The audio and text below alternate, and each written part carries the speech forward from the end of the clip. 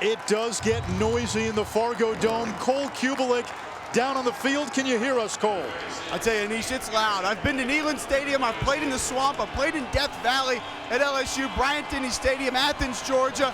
The noise level here compares to the loudest stadiums I've ever been in as a player or a fan. It's going to be an issue for James Madison. You have to make adjustments, but I go back to the quote of Iron Mike Tyson, Anish. Everyone has a plan until they get hit. How will James Madison handle the noise once they get on that field and they attempt to communicate and they look at that guy next to him and you wonder, does he have that play call? I just checked to him. I'm anxious to see how this noise plays a factor in this game today. It's loud.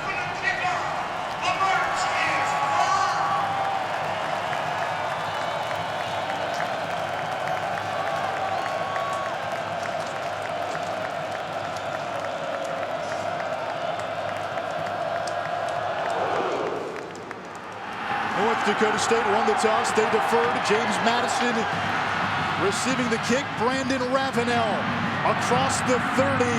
There is a flag down. This is one of the better special teams units in the country, if not the best special team unit in the country.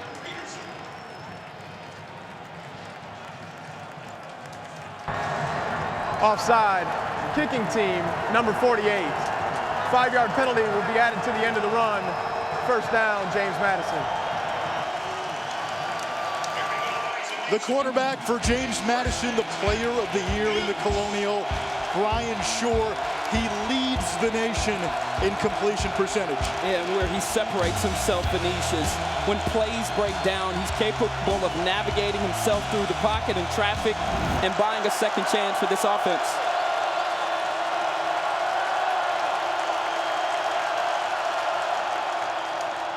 On first down, he'll hand it off. Nowhere to go for Khalid Abdullah, a second-team All-American who ran for 3 touchdowns a week ago.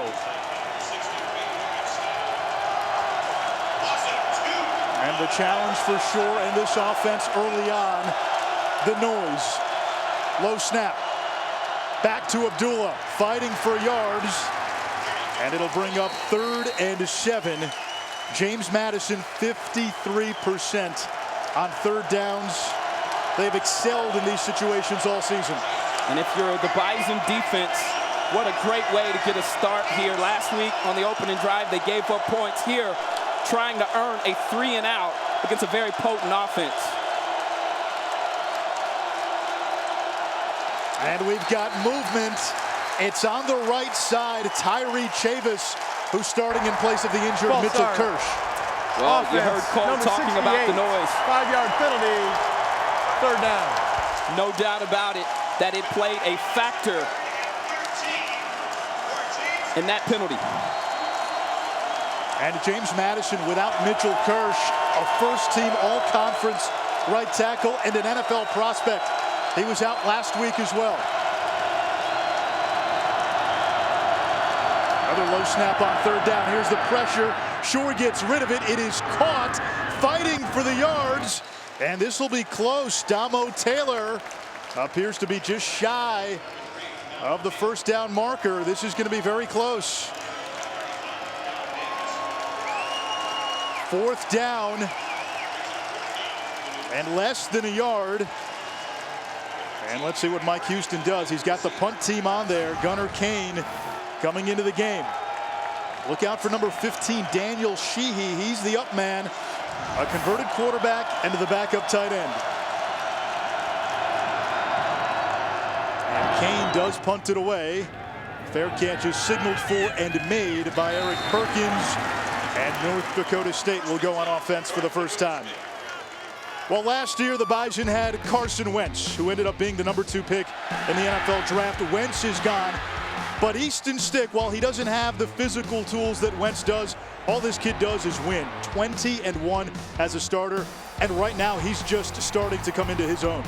Yeah, he was banged up a little bit mid-season and was suffering from a back injury, but last week I really thought he put that behind him, particularly in critical and crucial situations. He was a man amongst boys last week versus the Jacks, making plays for his team when they needed him. On first down, they'll keep it on the ground, and it's King Frazier who is was tackled after a short gain, second down. Planning for success brought to you by Northwestern Mutual. Well, coming off of a game where they held the ball longer than any this season, controlling the clock will be the difference for me and the Bison to keep this potent offense off of the field for JMU. And if you're James Madison, you've got to win the A and the B gaps. That is where the Bison want to run. That is where the power rush game takes place. If they can win those gaps, they've got a shot here today. Two tight ends stacked to the right. Darius Shepard in motion. Play action, stick on the rollout, throwing on the run, and the pass behind Shepard incomplete, third down. Last week in the quarterfinal win against South Dakota State, the Bison made a living on third and long, 10 for 13 on third downs, and a number of them were these types, 3rd and 7, 3rd and 8. We even saw a couple of 3rd and 15 and 3rd and 23 conversions. And they like to go to R.J. Urzendowski in these passing downs. Number 16 in green. Stick. That pass is caught well short of the marker. It is Urzendowski, and it's 4th down. So both teams going 3 and out. And this becomes maybe the game within the game. Rashard Davis, the return man for James Madison, 4 punt return touchdowns. North Dakota State has allowed 0 punt return yards this season. This one will take a bounce at the 45. It's a Bison roll inside the 30, and that's where it's downed. A 54-yard punt by the SMU transfer, Jackson Kuntz. That's how the Champ Center to thunderstruck and no lights.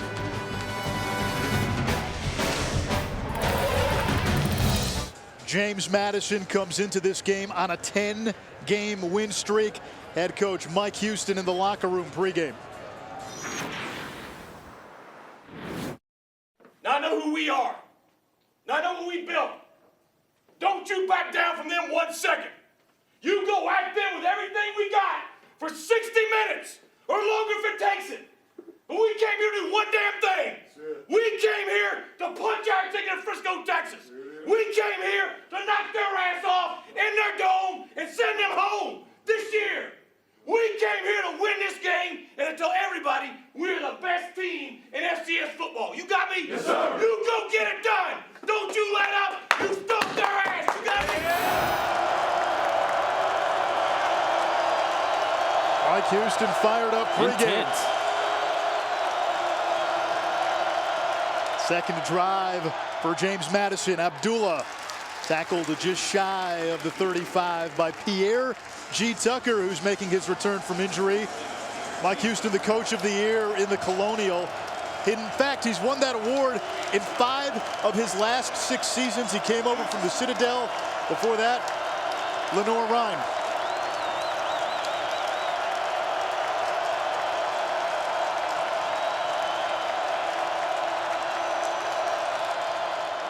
On the ground again, here's Abdullah, and he fights his way to the 40 for a first down. A gain of 6. Khalid Abdullah, 141 yards, 3 TDs last week, a 1,500-yard rusher. And boy, when this guy gets going, he's like a hybrid running back locomotive. Yeah, he's a swift and smooth athlete, elusive with plenty of moves to make you miss.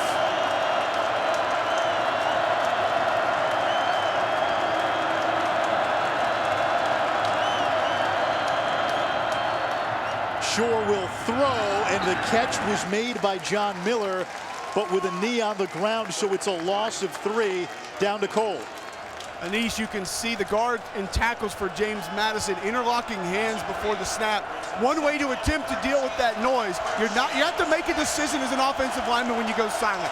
Do I look in at the football and go on football movement, but visually I don't see the defender, or do I look at the defender and give him an edge of jumping off the football first? Those hands interlock together. When they break, gives you an idea when the ball's snapped. Shore pumps. They'll move the pocket. looking for some help. Now reverses field. Has time and an open receiver, and it's caught near midfield by Miller, or rather Rashard Davis, but there is a flag at the 42-yard line.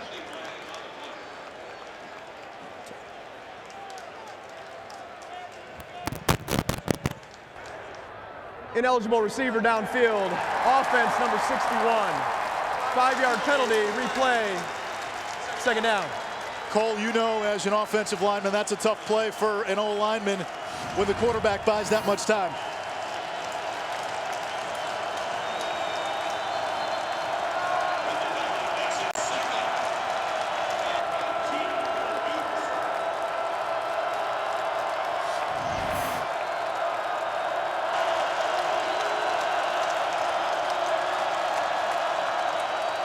Another low snap, Shore throwing for Ravenel, and it's incomplete. Jarred loose. Trey Dempsey and Jalen Wimbush on the coverage. Ravenel is their top receiver, a two-time first-team all-conference selection. That time in cover 2 coverage, Jalen Wimbush doing a nice job of getting under this throw and putting some air on it, but Ravenel, that's a catch he typically hauls in.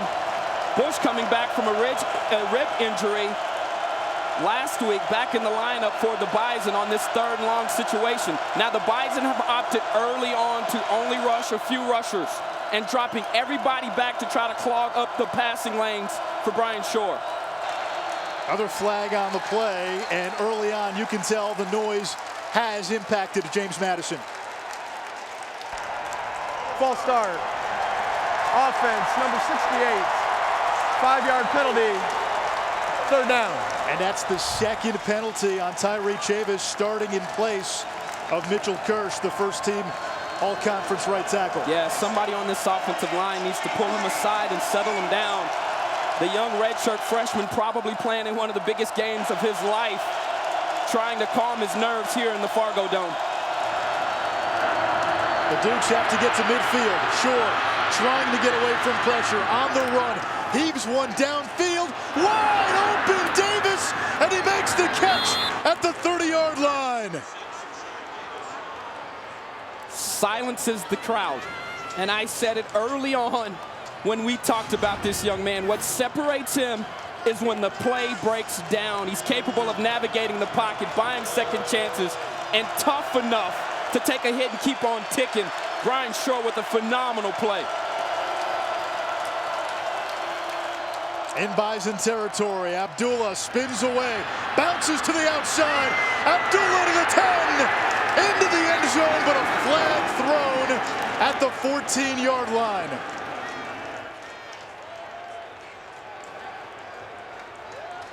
And this is coming back. Holding. Offense number 3. 10-yard penalty from the spot of the foul. Still 1st down. That's Damo Taylor, the senior from Columbia, South Carolina. And he's aggressive out here on the edges, but I want you to watch that right up top of your screen. Right there, that pull and tug. And give Wimbush the credit. He sold it for sure, and the officials made that call a lot easier for him, but I'm not so sure if that block would have even mattered with the burst and the acceleration that Abdullah has.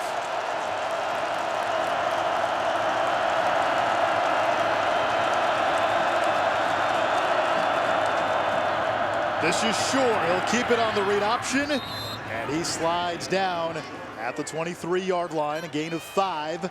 2nd and 3 now for James Madison, an offense over the last 3 games averaging 620-plus yards. They've scored 50-plus in a game 6 times this season. They've dropped 80 twice.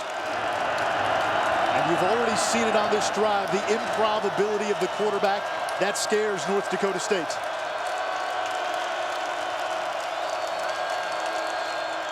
On 2nd and 3, Abdullah fights his way forward, and he's going to be close to the 1st down, 3rd and short. It's a nice cut there by Abdullah.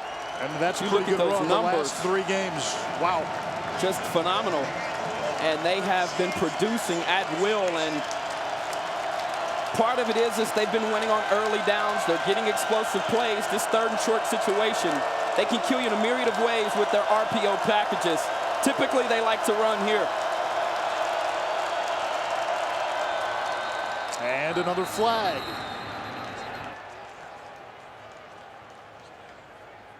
This will be the 6th penalty of the game. 4 have been called on James Madison.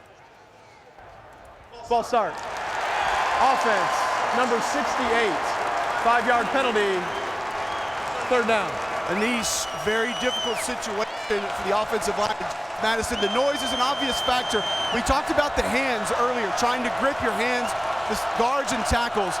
You can't change it at this point. This is the way you practice it the entire week. The only option that you have is to look back in at the football. But it is so difficult once it gets in your mind that that noise is an issue and that defender gives you a couple jumps every now and then, it's easy to flinch and draw a flag. 3 false start penalties on Chavis. Low snap. Shore recovers. He'll set, he'll throw, end zone. And nearly caught off the deflection, broken up by Jalen Allison. Brian Shore nearly turned a disastrous play, nearly into a touchdown. It's 4th down. And that's the 2nd time. Houdini back there at the quarterback position. Brian Shore, I talked about it. Just a phenomenal athlete there. Took his eyes off the ball despite it being a lower snap, but the strength there to stay on his feet. He found the one-on-one matchup. And Damo Taylor almost hauled in a SportsCenter top 10 type of catch with that one as the field goal unit out for JMU. It's a 42-yarder for Tyler Gray. His career long is 33. And no good. And you know what, Ahmad? The reason James Madison did not score on that drive, the crowd. 3rd and 1 turns into 3rd and 6. That backs up the kicker. Near disaster with a fumble that Shore was able to recover and then flipped it downfield. You're right. Already the crowd a factor at the Fargo Dome. Taylor nearly came down with it. The Dukes come up empty.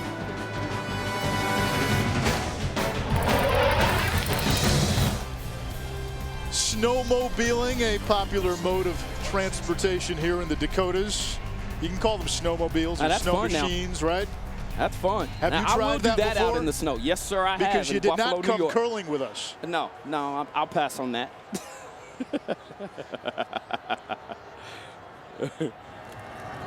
North Dakota State gets the ball back after the missed field goal, and it's King Frazier rumbling ahead to the 32, tackled by Dimitri Holloway. Holloway, one of the starting linebackers, but his backup, Brandon Herford, who's the team's leading tackler, out today. We were told it's a coach's decision, but a significant injury, or a significant absence, I should say, on that James Madison defensive front.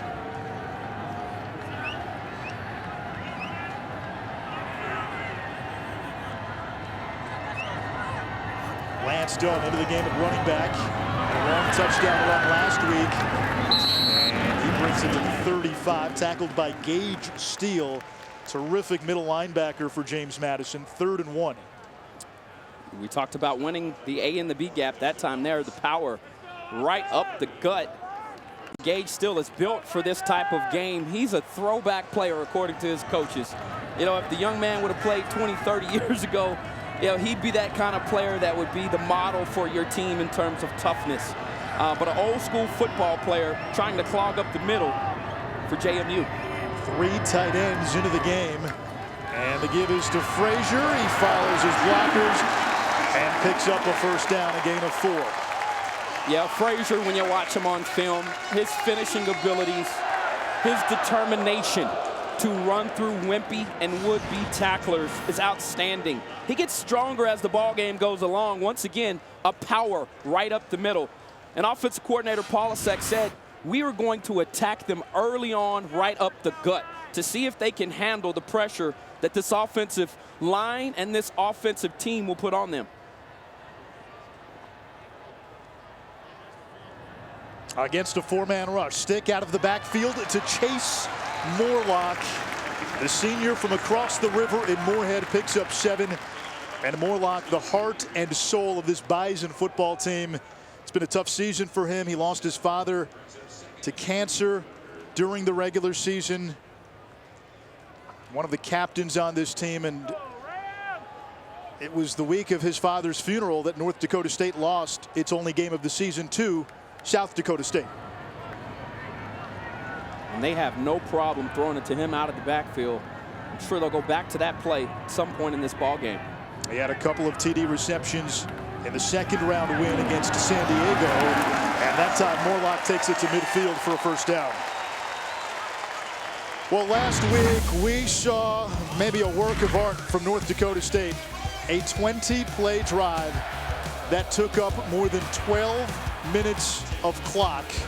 You could have set this to operatic music. Yeah. And the music may have finished before the drive. Oh boy, it was a beauty. And they completely took the hearts of the Jacks players. At that point, you knew it. They were fatigued, they were tired. And anytime you're fatigued and tired, that's when your fundamentals obviously suffer. Bruce Anderson to a chorus of Bruce.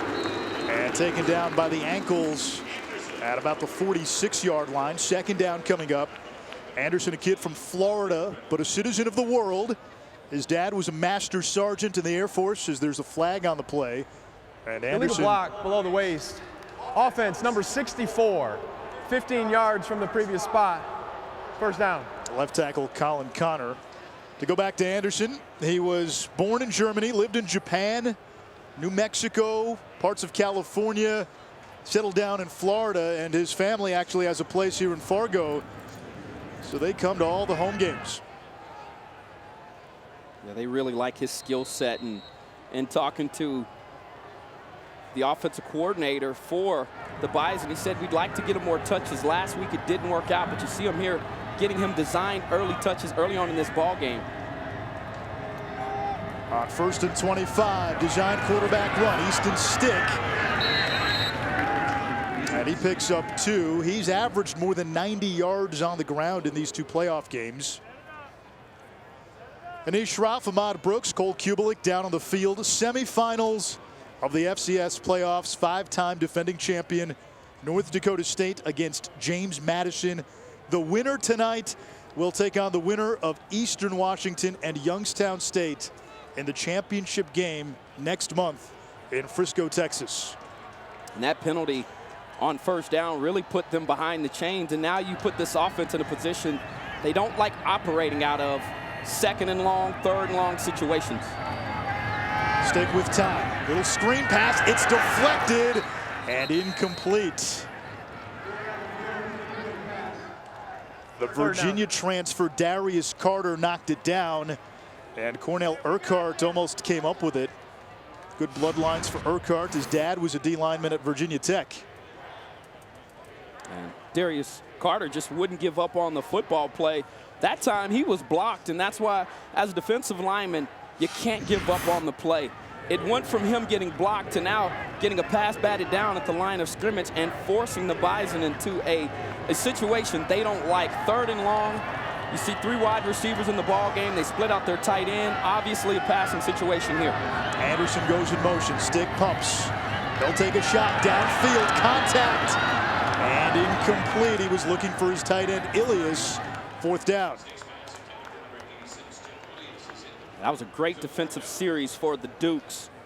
Came out here, handled business, no doubt about it. The chop block with Colin Connor really changed the complexion of that series.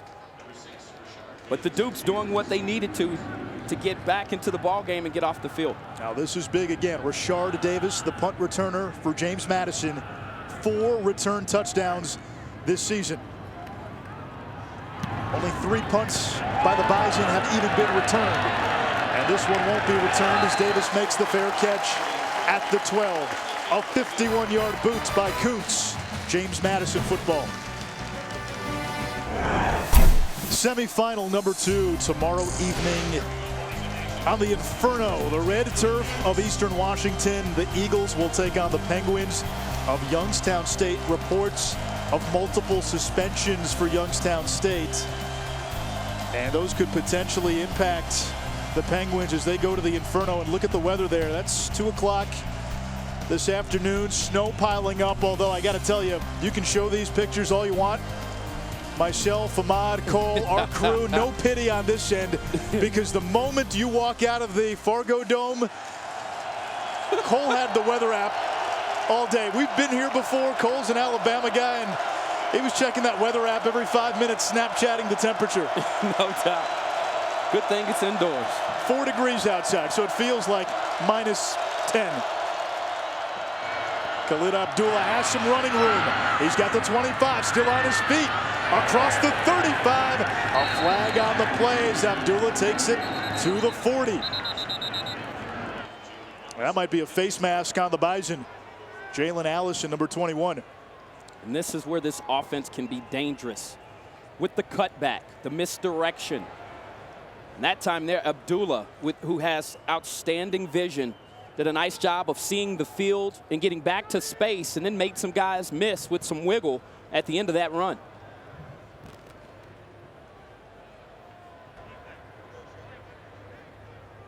Personal foul, face mask.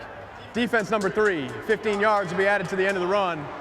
Automatic first down. It's Trey Dempsey, the free safety, who had a pick last week. Oh, they got it right. It's 21. It was Jalen Allison. There's Allison right there, and that was blatant. So with the penalty, James Madison will move up.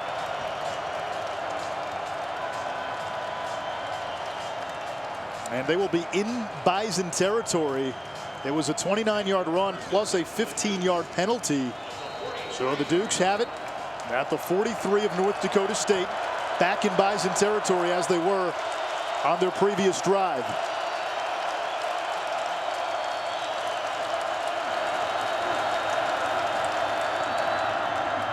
Abdullah again. He's got running room, breaks a tackle. Abdullah to the 30, full head of steam, and he powers down to the 15-yard line. A gain of 28 more, and Khalid Abdullah with 83 yards already. Yeah, this is where he's special in his ability to make the right cut, to know how to change directions and speed to elude defenders, and that's what stands out about Khalid Abdullah when you watch this young man on tape, having an outstanding performance already tonight, averaging over 10 yards a pop. This is Shore, quarterback keeper. And he slides down at the 15-yard line. About a yard, second down. Less than 2 minutes to go here in the opening quarter. James Madison has been terrific in the red zone. 85 trips, 61 touchdowns. That's most in the FCS. They love finding their tight end, Kloosterman, down here in the red zone to make plays. Shore over the middle. He's got his tight end, Kloosterman, for the first touchdown of the game. He is a red zone threat, and a for real one. Kloosterman, 6'3", 245, soft hands, and a great understanding of finding space in defense. That time there with a seam route, ran away from coverage, and he just bubbled out. And that bubble is what created the space. You saw the guy that was on him just slide right by him, and he gets on top of the defense, and the Dukes strike first. PAT by Tyler Gray is good. And James Madison using some long runs by Khalid Abdullah. A 15-yard penalty helped. And it's Shore to Kloosterman, his 6th receiving touchdown of the season. Yeah, and this is the guy right here. He's going to be covered up by this man. The problem is once he wiggles outside, watch him. He overruns the play, which allowed Kloosterman to get right back in the middle of the field. That was man-to-man coverage. Kloosterman took advantage of it. The RPOs, Shore made the right decision. And this is the thing that scares the Bison coaching staff the most, these RPOs. Even when you've got everything covered up, and one breakdown on a play can result in points with this potent Dukes offense. And we've already seen it a few times. Brian Shore's ability to extend plays, yes, to improvise. Shore, a junior college transfer, came to James Madison from Lackawanna Community College. He began last year as the backup to Vad Lee, who you may remember was previously at Georgia Tech. Yep. Lee got hurt. Shore finished out the season. James Madison brought in Connor Mitch, a South Carolina transfer, and the coaches told us that's when the light went off for Shore. He felt that was a challenge, and he won the job hands down through the spring and through the fall, and he's had a terrific season, winning Player of the Year honors in the Colonial. There's Bruce Anderson. He had 2 kick return touchdowns in the playoffs a season ago, and he takes this one out to the 24. Bowl season almost upon us. We'll kick it off Saturday with the Air Force Reserve Celebration Bowl at noon Eastern. The Gildan New Mexico Bowl is on at 2. That's on ESPN. New Mexico against Texas San Antonio. First bowl appearance for UTSA. And at 3:30, Houston and San Diego State. Your old college teammate, now the head coach for the Cougars, Major Applewhite. That'll be his first game as a head coach. Yeah, I'm excited for Major, and I think that's a great opportunity for him to get a first head coach at a job like that. U of H, where there's a ton of talent, especially in the area. You saw what North Dakota State did last week after falling behind early. King Frazier bottled up at the line of scrimmage. Gage Steele is there. And this is where Mike Houston, the first-year head coach for the Dukes, has changed the DNA of James Madison football. They could always score. They were a tempo team. He's brought a defensive mindset that just did not exist in Harrisonburg prior to his arrival. You're absolutely right, and they preach it daily at practice. It's the way that they, it's a mentality that they're trying to instill in these players, and he said the players have bought in to the message, and they're certainly translating that to the football field with the physicality in which they've played with all year. Incomplete. Nate Jensen could not hold on. It was Steele who knocked it away. 3rd down with 28 seconds to go in this opening quarter. Yeah, you certainly would have liked to have had that if you're this Bison offense, but give Gage Steele credit for jarring the ball loose, being in the right location, and getting there in the perfect nick of time. Now you've got a big 3rd down. Erzendowski has been a big player on this particular down for the Bison up top of your screen. And Stick has been sharp here the last 2 weeks. Look out for Morlock, the running back, as well. That's over the middle. And James Madison all over it. Taylor Reynolds, the first-team all-conference quarterback, got Darius Shepard. And it's 4th down. And so far, James Madison, they had some early penalties that held them back. They seem to be over that sit. They seem to have adjusted. And really, this first quarter, statistically, they've dominated. Yeah, and I think the Dukes team speed is also showing up. We haven't seen a lot of times today where there's been a lot of space, and when wide receivers have caught the ball, there has been a Dukes defender right near them. We're inside the Fargo Dome. Yeah, cold Kubelik. We're going to send our sideline reporter outdoors. Welcome back to Fargo, North Dakota. I'm outside the Fargo Dome. Just give you guys a little bit of an idea there. Yeah, it's 3. The real feel, 28 below 0. Beautiful facility built here in Fargo, North Dakota. The Fargo Dome, obviously, the Bison play their home football games here. The athletic facilities are located here. Monster trucks coming next week. We talked about the noise and what an impact the noise can have on this team when you come in as a visitor. But I want to give you guys just a little bit of a different angle here and see what this stadium is all about. Check that viewpoint out right there, guys. I might stay here and watch here in the corner for the rest of the ball game. Oh boy, Cole. Cole drew the short straw pregame. No doubt. Somebody had to do it. It's committed. Coons gets the punt away. Another fair catch signal, and Davis makes it at the 42-yard line. In this building, North Dakota State has won 19 straight playoff games. They've won 22 straight playoff games overall. Only 5 losses here since 2010. And the last home playoff loss back in 1991, a Division II first-round game against Minnesota State Mankato. You and Cole, we were talking about it on the ride in. You guys have all played in incredibly tough environments at the FBS level, and both of you were in awe at how hard it is to play and win here as a visitor.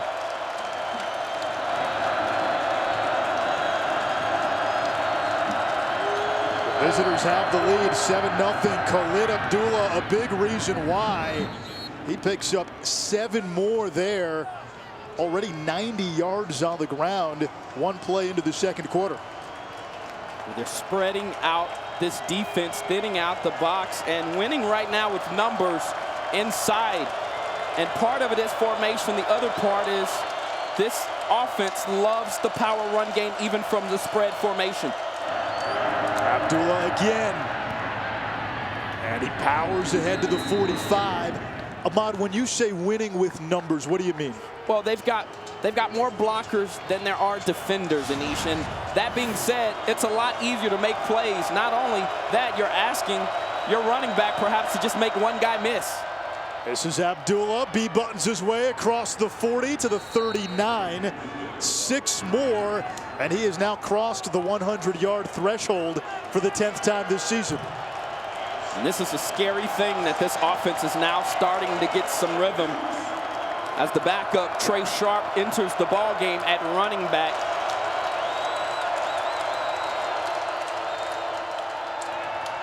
Shore with time, floats one down the sideline. Caught!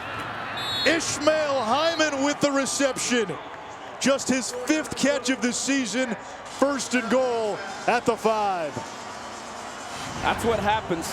Jalen Winbush on the coverage down here. This is called a screen and go. That time there, Taylor setting up like he was about to block, releases into a wheel route, gets over the top of coverage, and finishes the catch. This is Sharp, and he takes it to about the 3, 2nd and goal. And boy, you punch one in here, all of a sudden, this crowd has a little bit of the life sucked out of it, as there's an injured player, Aaron Steidel, the nose guard. North Dakota State already thin on defense. Their top linebacker, Nick DeLuca, out for the season, as is their top D lineman, Nate Tangway. We'll step aside. 2nd and goal, Dukes. The NCAA FCS Football Championship, brought to you by Lexus. The Lexus December to Remember sales event is here, now through January 3rd. And Jared, the Galleria of Jewelry. The fine folks at the Fargo Moorhead Curling Club showed our crew the finer points of curling. It took a little bit of time. There was a learning curve. It's home to state champions and even a bronze medal at the U.S. Nationals. We were trying. We were. James Madison with a chance to go up 2 scores. 2nd and goal at the 3. Khalid Abdullah, the 2nd team All-American, already with 106 yards rushing in the backfield. And this is a prime opportunity to run your zone read package here inside of the red zone and allow Shore, who has a lot of responsibilities at the line of scrimmage, to make the right decision, whether to keep the ball or give the ball.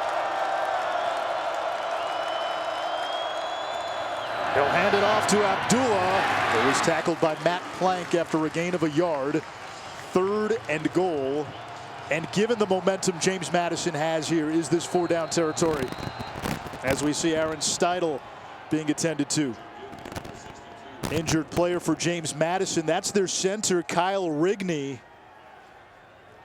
Their starting right tackle, all-conference player Mitchell Kirsch, already out with an injury. He missed last week's game. And Ahmad, we've seen some low snaps early on by James Madison. And now you see Rigney down on the field at the 8-yard line. And Cole can, speak to this, but oftentimes centers set protection. Yeah. But for this Dukes offense, they actually allow Shore to do all of that. They feel very comfortable with his ability. When you've got a center out of the middle out of your lineup, Cole, I know that's definitely something that is of note here. Mod, you can see Max Patrick, 73, is over getting a few snaps in, trying to get comfortable with the shotgun. That's something I believe that'll help this team right now, being in shotgun. Don't have to worry about going underneath. and maybe falsifying a snap or the quarterback dropping one, but you still have that communication. Even though the quarterback handles things at the line of scrimmage, Ahmad, the center has to set certain calls. He lets the guys know who he's working with, and the noise has already been an issue. Now you're going to be a little bit of uncertainty as well.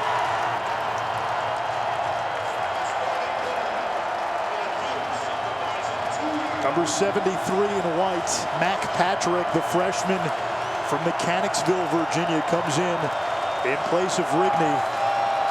Crucial down, 3rd and goal, with the Dukes of James Madison looking to tack on to a 7-0 lead. Abdullah and Shore in the backfield.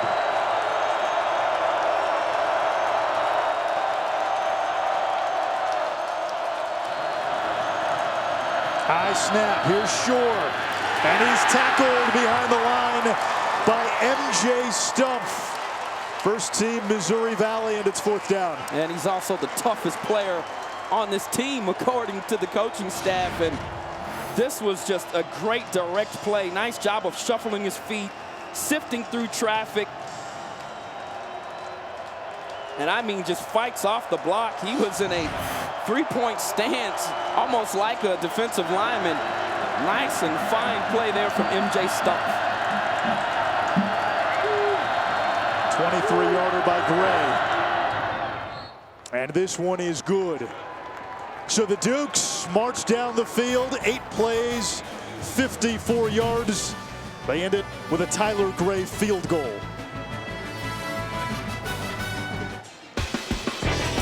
In 2013 and 2014, game day came to Fargo, North Dakota, and then in 2015, game day came to James Madison. The man to thank for that, Lee Fitting, our big boss over at ESPN, who is a James Madison alum. Yeah, boy. These are 2 towns where they throw around Fitting's name quite a bit. They love him. James Madison right now with a 10-0 lead. And for the 2nd straight week, the 5-time defending champs find themselves in a 10-0 hole.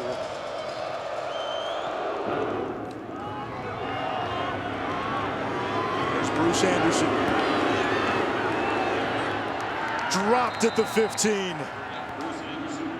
The FCS champion will be crowned January 7th in Frisco, Texas. Game is at noon Eastern on ESPN2. For more information, go to NCAA.com, the official online home for all 90 NCAA championships.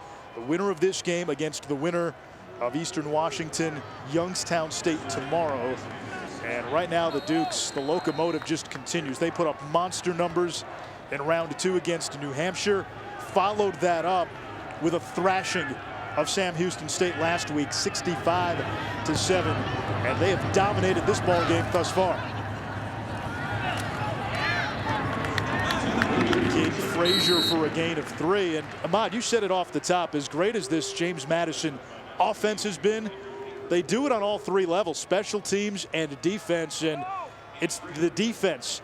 We weren't sure if they were going to be big enough, strong enough, but they're certainly fast enough, and the speed has worked to their advantage. Well, how does that speed apply to the game? They're able to shut down creases and holes a lot sooner, and you would like to think that they can beat the Bison to the point of attack, therefore winning position.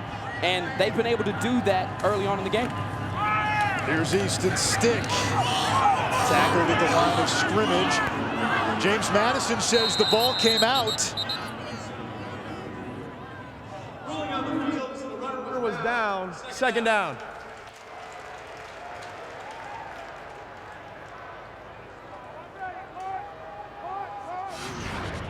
Take another look.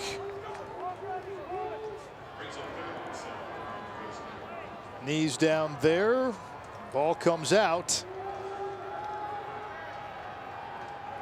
Is the knee down before the ball starts to come out? Close call. Ooh. North Dakota State may have gotten a break. Stick going downfield, wide open. Urzendowski. That's Chase Morlock. Excuse me, the running back. They love that wheel play, and he takes it down to the 30-yard line. Easy to see why this young man is the heart and soul of the team. Morlock This time just lining up in the backfield. Nice job of releasing out of the backfield. He's got hands like wide receiver. Yep. And he is a mismatch for linebackers because he's faster than them, better hands, and Stick there finding one of his favorite targets for a first down. Lance Dunn in the backfield, 1st and 10 from the 30. Play action. Stick will take another shot downfield. Urzendowski unable to hold on, 2nd and 10. He had both options there. Darius Shepard was open on the other side of the field. They went max protect. Watch the ISO here. RJ Urzendowski. That time looks like he was trying to run a flag route. The ball was thrown a little bit high. Jimmy Moreland there on coverage. And Urzendowski, who usually catches just about everything, went for the one hand there and couldn't haul it in.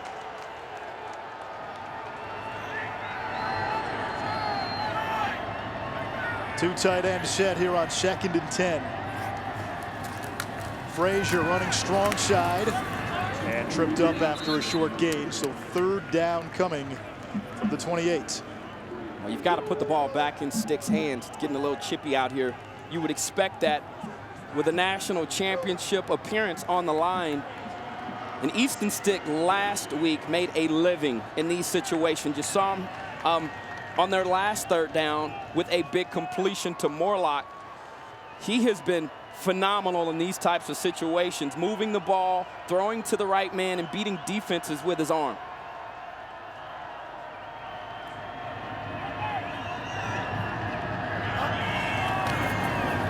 On 3rd down, Stick to the air. He wants Urzendowski. Broken up by Jordan Brown, and it's 4th down. Yeah, the crowd here wanting pass interference. Jordan Brown doing a great job on slot coverage on Urzendowski. The ball was probably thrown a little underthrown. Stick wanting to give his wide receiver an opportunity. Yes, there was initial contact prior to the ball getting there, and the crowd may have something here. He did not turn around for the ball. The back judge allowing him to play through this call. You could understand why that garnered some boos from the home crowd. 45-yard field goal attempt for Cam Peterson. This one is up, and that is no good.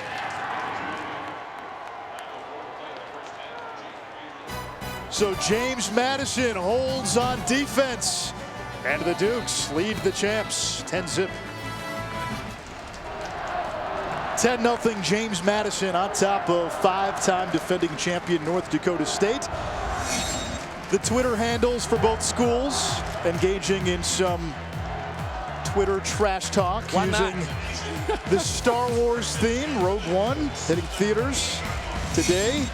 And how about James Madison? We found the rest of that clip for you after North Dakota State tweeted out the Dome Star. We know what happens to the Death Star. It hasn't happened yet in the FCS. But James Madison with a 10-point lead. And boy, if they can score on this drive, all of a sudden, you put the Bison in a hole that they would not have been in this entire 5-year run. Yeah, you kind of take them out of their power run attack and milking the clock. They've got to take some shots, get some points, and get in the ball game. A 17-point deficit would certainly hurt. There's Shore on the quarterback keeper, right back to the line of scrimmage, 2nd and 10. Brian Shore was supposed to begin his career at Miami University. That's the one in Ohio. They offered him a scholarship, pulled the offer after a coaching change. He had nowhere to go, went to a junior college, and then transferred to James Madison and has blossomed in his first full season as a starter. Here's Abdullah.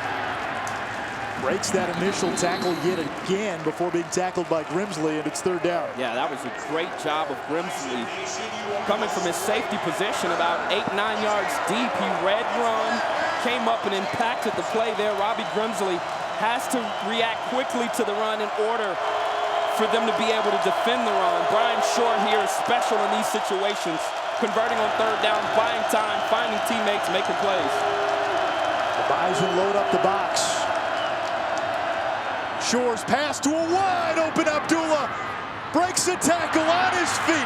Down the sideline. and he takes it to the 25-yard line, a gain of 41. Brian Shore read the blitz, knew that anytime the linebackers are blitzing like that, typically who's in coverage on the backs. Linebackers are safeties. When they came in, knew he had an opportunity to dump the ball down to one of his dynamic playmakers, Khalid Abdullah, who did the rest of the work, but great neck recognition on the part of Brian Shore.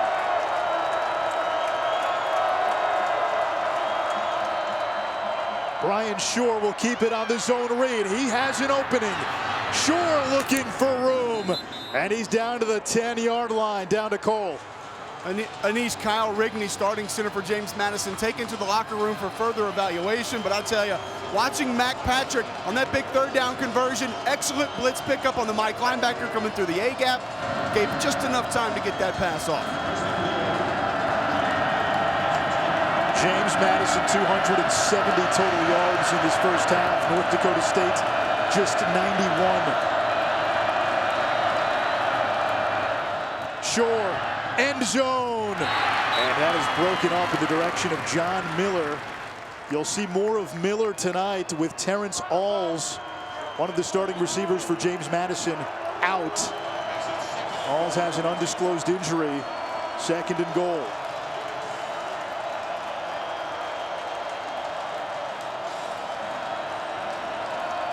They like to use the tight end, Kloosterman, down here, 88.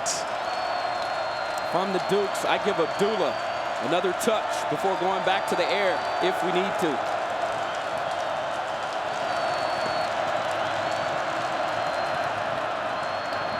Shore looked his way. Here's the ad-lib. Looking again for Abdullah, makes the catch. No signal yet. And now he got a late flag. They'll say touchdown James Madison. Khalid Abdullah with his 23rd TD of the season. And he did some push-ups there in the tunnel, which probably garnered a penalty. But how about the ability of Shore again to extend the play? In bounds, great job.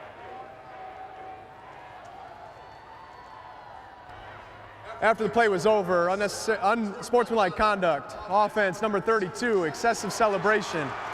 That 15-yard penalty will be enforced on the succeeding kickoff. Touchdown is good. Touchdown is good, and that's what matters here. And Shore extending the play, and Abdullah going down to make the catch, and then walking into the end zone. When the play breaks down and you're in coverage and the quarterback is on the loose, the most difficult time to try to cover, because it turned into backyard ball. That time there, Abdullah finding space, Shore buying time, as you said, Anish, and making the right decision, showing why he's so special. The PAT is good, and it has been all James Madison at the Fargo Dome. Khalid Abdullah, 109 yards rushing, 51 receiving, 17 zip Dukes. North Dakota State facing its largest deficit during this 22-game playoff win streak. Khalid Abdullah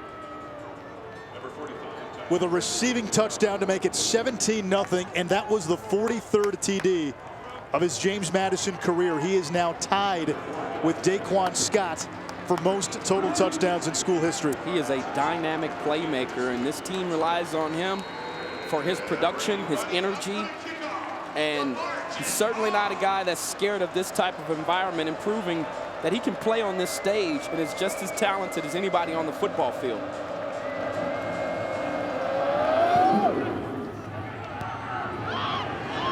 Here's Anderson from the 11. Remember the excessive celebration penalty pushed the kick back, but Anderson only able to take it to the 28-yard line. Khalid Abdullah, 160 total yards in this first half. He just sees the field, and his ability to make the right cut. Watch him there setting it up, keeping his feet clean. Picked up some extra yardage there on the face mask. But the patience, the change of pace. This kid has a fastball and a changeup when it comes to running. And they're just powering through tacklers. Great hands, displaying them there, going down for a ball, and keeping himself in bounds to score a touchdown. Lots of laughs over on the Duke sideline, up 17-0. Lance Dunn dropped at the 30 for a gain of 3, second and 7. Dunn was Chris Kleiman's first recruit to North Dakota State after Kleiman was promoted to head coach, taking over for Craig Bohl. Well, James Madison has played a complete game. Defensively, offensively, they've done what they've wanted to against this Bison defense. And right now, the #1 scoring offense in the country has the 5-time champions in a 17-0 hole.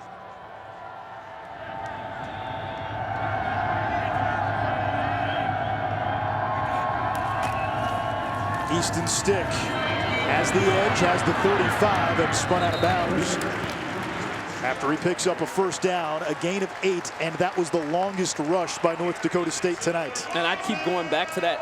That's what they needed to get them going. You know, and Stick has tried to keep the defense honest a few times today by running the football and working the keeper. The problem is the JMU's defense has just been all over him. That time they're getting space, picking up first down.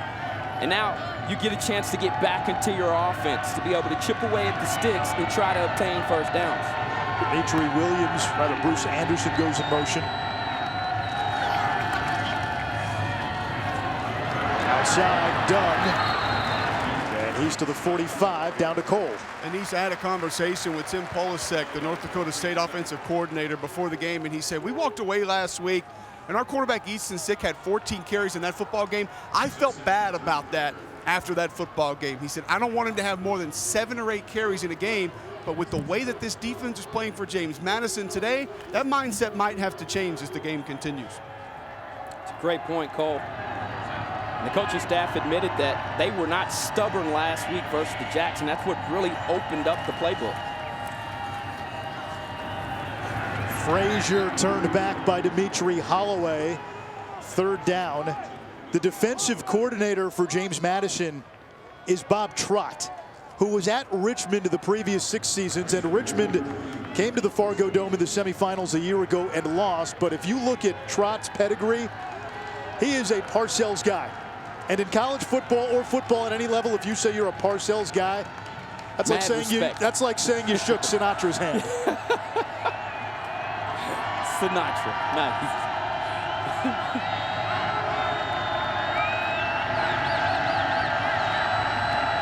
Third down. Stick has it, throws. He's got his tight end Ilias for a first down at midfield.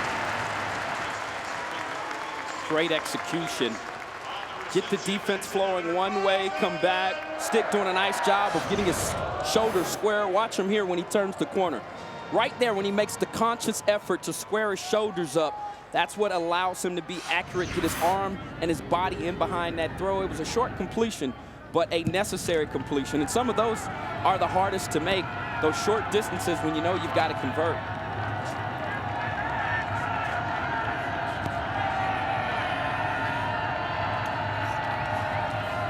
Play action. Stick will throw it back. He's got Connor Wentz. That's Carson Wentz's cousin. And Connor Wentz picks up a first down, a gain of 16. Great timing on that play call from offensive coordinator Polasek. Caught the defense off guard. Got his outstanding offensive lineman out in front. Everybody going the opposite direction. Stick doing a nice job with his timing and efficiency, because that's what you have to have for this play to work. And the offense starting to pick up some momentum, move the chains, and get closer to striking distance against this Duke's defense.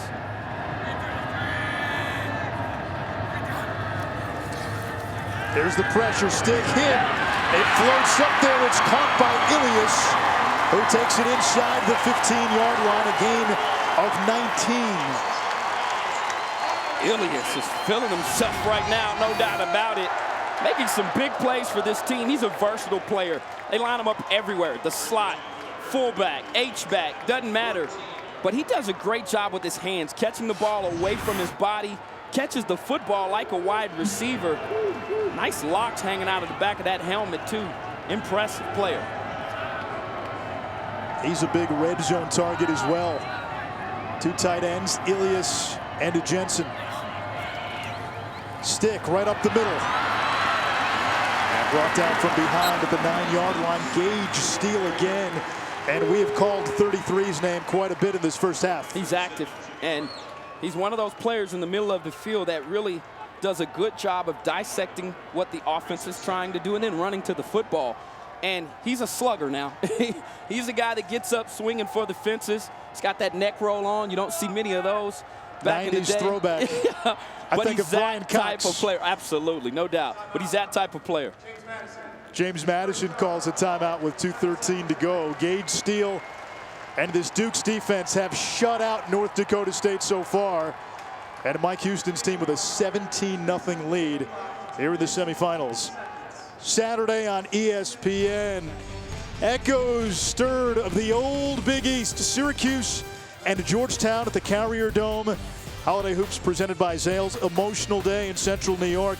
Syracuse will honor the late, great Pearl Washington, who died earlier this year from brain cancer after a long battle. And you know anything about college basketball in the Big East? Pearl was one of the great players in the early history of the Big East.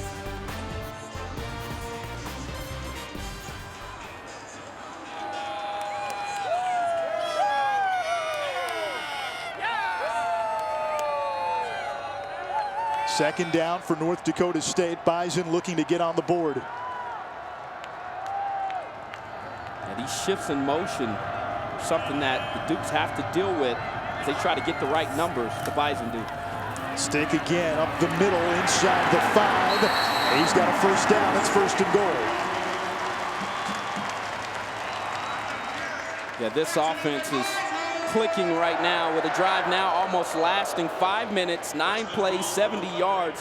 This is more like Bison football. This is a great sign going into halftime where you've been able to control the clock. What they'd like to do here is get a touchdown and not a field goal, which would really help their cause in the second half of coming back and winning this ball game.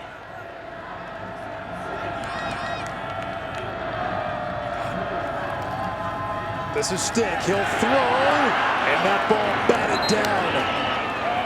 Oh, this Duke's defense has been relentless in the first half. Oh, man, and he had Ilias wide open in the end zone, and Taylor Reynolds, the cornerback, just knocks this down. Great awareness and hops.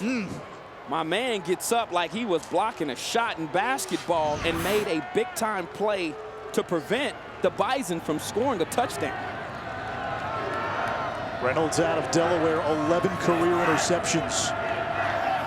Morlock, a threat in the receiving game. The deep back in the eye. 2 tight ends. Morlock gets the call. In for the end zone and a touchdown, and the Bison are on the board.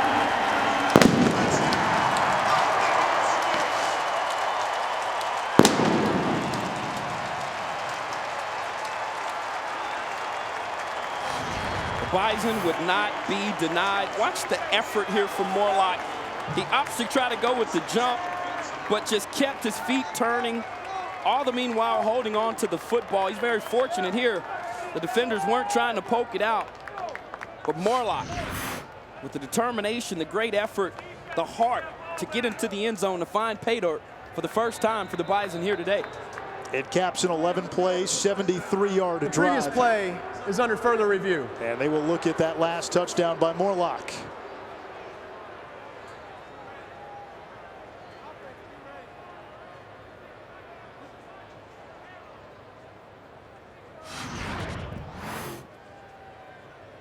Where's the ball when he is down?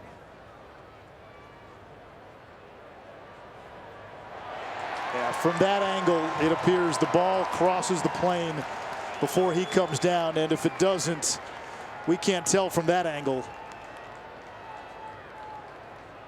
And I'm not sure you can tell from that one either.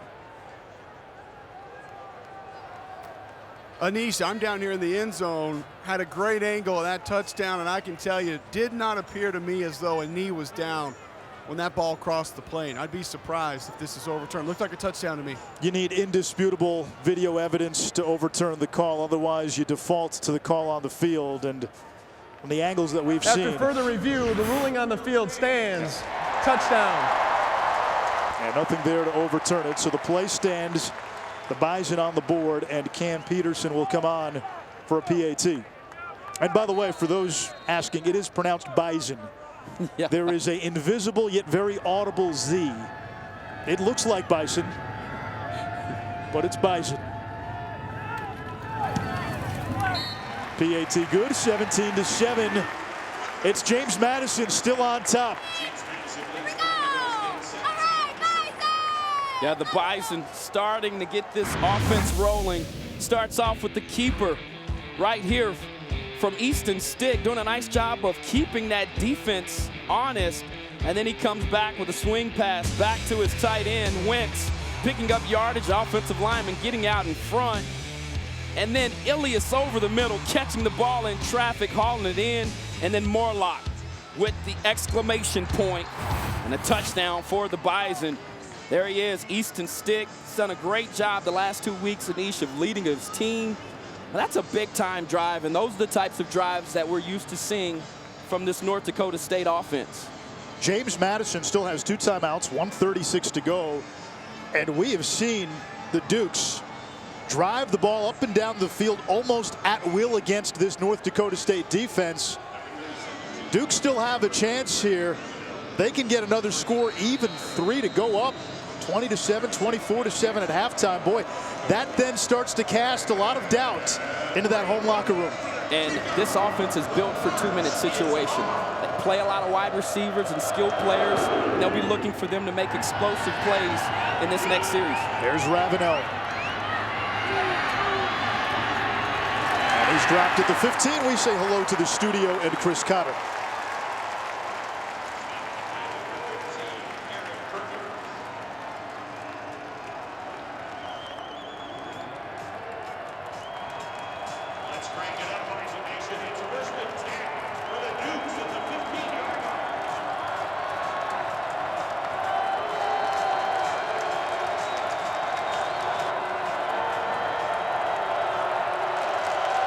Thank you, Chris. Minute and a half to go here in this opening half. From the 15, Shore on the delay. Abdullah with running room. And Abdullah thunders his way to the 29. 14 more. 123 yards rushing in the first half for the senior from Newport News, Virginia. Yeah, nickel coverage in for the Bison, and that time there they opened it up with a draw to the halfback. Nice play call, great production. Right back to Abdullah. This time he's bottled up right at the line of scrimmage, 2nd down. Yeah, nothing doing there. That defensive line sniffed that out and ran to the football with tremendous effort. They'll need that here to get after the quarterback as this 2-minute offense tries to put some points up for the Dukes.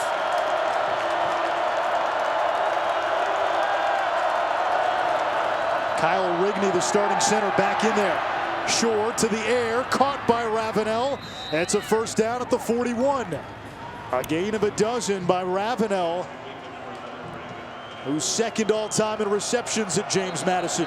Yeah, that boy is not scared. He will catch balls in traffic and compete for a football. Great job there from Ravenel. And a timeout by the Dukes with 31 seconds to go in the half. James Madison, they'll add 3 more seconds to the clock. It's at the top of your screen here. Ravenel, watch him. It's an in-breaking route. Does a nice job of coming back to the football, but the concentration, the catch, bringing it in. I mean, this is big-time football right here. All in one motion. That's what you like to see from your wide receivers in critical moments like this. I'm impressed by the quarterback, Shore. 8 for 11, 163 earlier this week. He won the Dudley Award, which goes to the best Division I football player in Virginia. But there's just a calm when he's back there. You're right.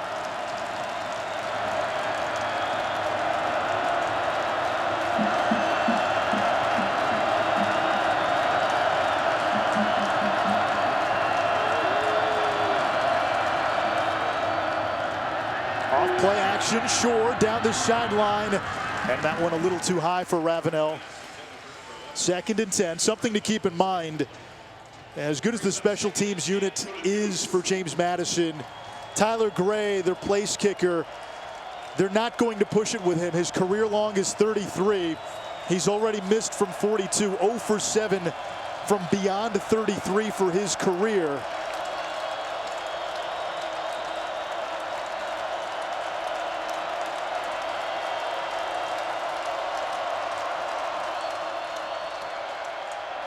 Shore steps up, gets rid of it. Abdullah. And they'll say he stepped out of bounds. Down. Third down. They'll say the quarterback was down. Clock continues to run. 10 seconds. James Madison has a timeout. And the knee is down right there. Yeah, Caleb Butler, who had a beastly game last week versus the Jackrabbits, coming back with a sack on Brian Shore, and that ends the half. Great play there from the defensive line. That's the type of momentum the Bison need going into the locker room. James Madison put up 300 yards of total offense in the first half. The Dukes looking to end the Dakota dynasty. They've got a 10-point lead as we go to halftime. Here's Chris Connor to start here in the third quarter from the 25. And on first down, it's King Frazier. And he picks up 3 as we check in with Cole Kubelik. Anish caught Coach Kleiman coming off from the sideline before the second half, and he said there was no panic in the locker room at halftime. Our guys were fine. We feel great. 30 minutes of football left offensively. We need to continue to do what we're doing defensively. Have to stop giving up big plays. I want to see us fit the runs a little bit better. And he said, bottom line, Cole, we must tackle in the second half if we're going to come back and win this football game. Yeah, they had trouble tackling, as you saw from those highlights. Khalid Abdullah could not be tackled. He was bouncing off defenders and running through defenders. And on the other side, this Dukes defense has done an exceptional job of tackling in space and taking ball carriers down on initial contact.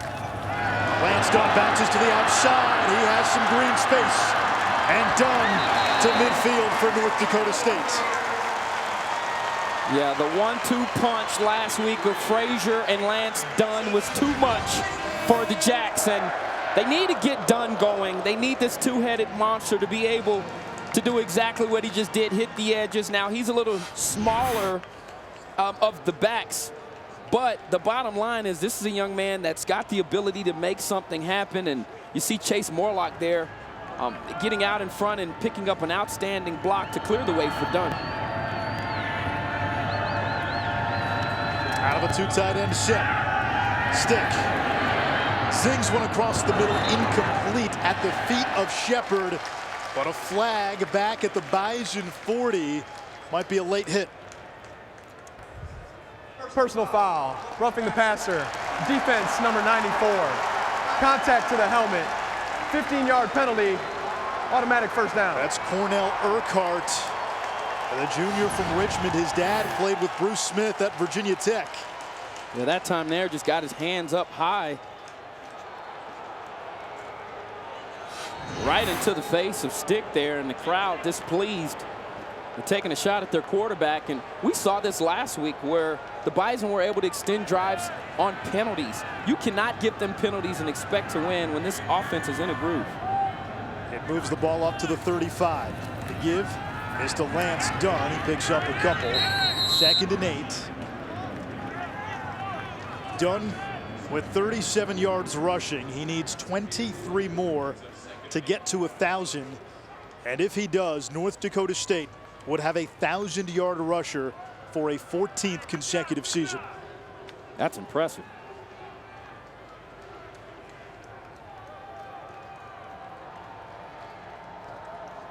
Two tight ends and Morlock.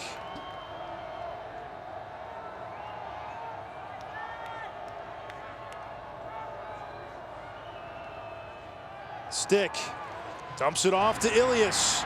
Breaks one tackle. And finally taken down by Holloway after a gain of 5. It's 3rd down for North Dakota State. And I think the increased touches that you're seeing Jeff Ilias receive is because of the way that the Dukes defense is playing. They're committing their numbers to the run. And the tight ends, the fullbacks, the running backs, those are usually in coverage, the responsibilities of linebackers and safeties. So the Bison are taking advantage of the way that they're putting numbers in the box and doing a good job of exploiting that part of the defense. Again, the unbalanced formation with the two tight ends. Actually, three. Ilias serving as the fullback. Dunn up the middle. And he is going to be stopped. Martez Stone making the play. Number 91 in white. What an odyssey it's been for him. Began his career as a student at Cleveland State. Walked on at West Virginia. Went the junior college route. Ended up at James Madison. Had to sit out last year for academics. Became a double major to become eligible. And he forces a fourth down as Cam Peterson will attempt a field goal. This is from 45. He's already missed once today.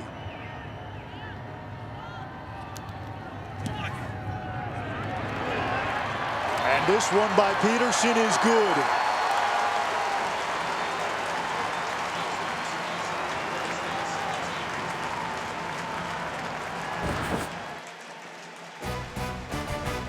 Much needed points by North Dakota State.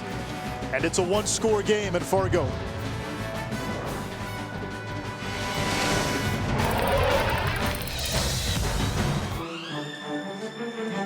A dynasty here in Fargo. It began in 2011, Craig Bowl leading North Dakota State to a championship. Then in 2012, the Bison won again, beating Sam Houston State both years. It continued in 2013. That would be Bowl's last run. Chris Kleinman took over as head coach after Bowl left for Wyoming. 2 more championships added to the ledger. And that's how you turn Winterfell into King's Landing. 5 straight Nice. FCS championships. Looking for a 6th, but they've got to get past James Madison. And from what we have seen so far, listen, let's be honest. 11:24 to go in the third. James Madison has looked like the better team so far. And the Bison are only down by 7, you know, and they've chipped away and chipped away. And I think the big part now is, can this defense come out, get off the field, and put their offense back out on the football field?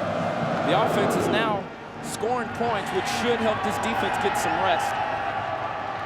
There's Ravenel. Cuts it back. And then torpedoes ahead to the 25-yard line, a 25-yard return.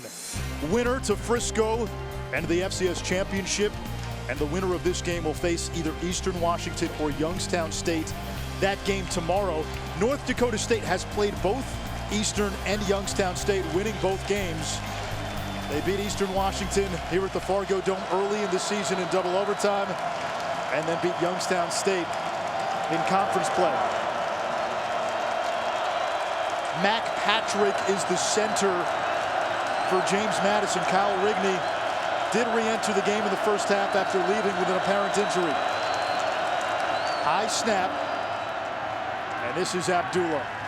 And nobody can seem to get him down on the first touch. Yeah, well, it's hard to line him up and to be able to get direct contact because he's so swift and smooth, and he makes these jump lateral cuts that really make him hard to spot as a defender. And he's been taking advantage of that in the open field against this Bison defense.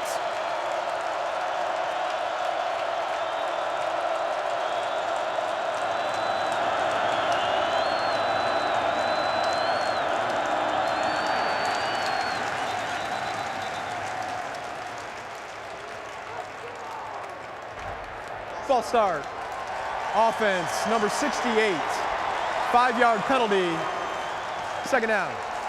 Yeah, the crowd noise or the jitters are getting to the redshirt freshman Tyree Chavis, number 68 there with the false start. And I don't blame him. That is the 4th of the ball game for the young redshirt freshman.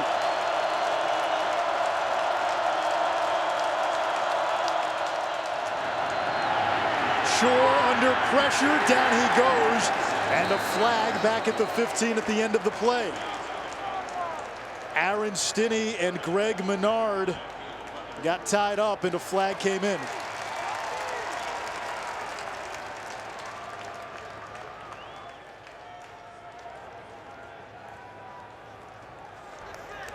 Holding. Offense, number 70. That penalty is declined. Third down. Show you. This is the young man right here, call for the penalty. That final push there when he gets on top. Oftentimes when that happens as an offensive lineman, take your hands off and just fall on the player, and the officials are less likely to call a holding call there. 3 down linemen here on 3rd and long. Pressure from Menard. There's the screen. It's caught by Taylor. And he's going to be turned back at the 31-yard line, shy of the marker. So 4th down coming up. Taylor initially had a little bit of trouble, and the punt team on for James Madison. Yeah, and if Taylor doesn't bobble this ball, maybe he gets the necessary momentum to carry him right through on the screen. That didn't happen. Disappointed with himself as he comes off the field. Taylor, with that big 6'3", 200-pound frame, was looking to push the Bison back, but it didn't happen. And give North Dakota State's defense credit. They made the stop when they needed to put their offense back out on the football field, with a chance here to go down, drive the length of the field, and tie the ball game up. Gunnar Kane will punt it away. Here's Eric Perkins. He took a punt back in the semifinals last year. Nowhere to go there as he's dropped at the 35. A 40-yard punt, a 7-yard return. North Dakota State football with a chance to tie when we come back. The NCAA FCS Football Championship, brought to you by Cabela's. Get to Cabela's for all your hunting, fishing, camping, and outdoor needs. And Reese's Peanut Butter Cups. Go for 2. Happy holidays from snowy North Dakota. Temperatures outside, single digits. They may have dipped into negative temps by now. Tomorrow they're expecting minus 22 is the low. Tim Polasek, the offensive coordinator. That? Minus? Oh my. Yeah, minus 22. Jeez. Easton Stick to throw on 1st down. He's got Moorlock. He takes it to the 40, pushed out of bounds by Holloway. Yeah, I think Polasek is mixing it up, and he told us during the meeting, he said, you know, I had to get out of what I typically do as an offensive coordinator last week to make sure that we were mixing it up enough to keep the defense off balance. That time there, they opened up the drive and 3 wide receiver set, really thinned out the numbers in the box, and then were able to get into their power run game with a 2-back set. I really like what he did there, and I would expect to see it throughout the rest of the second half. There's Bruce Anderson again, using the stiff arm. And stood up by Jordan Brown, a gain of 3, and a flag at the end of the play.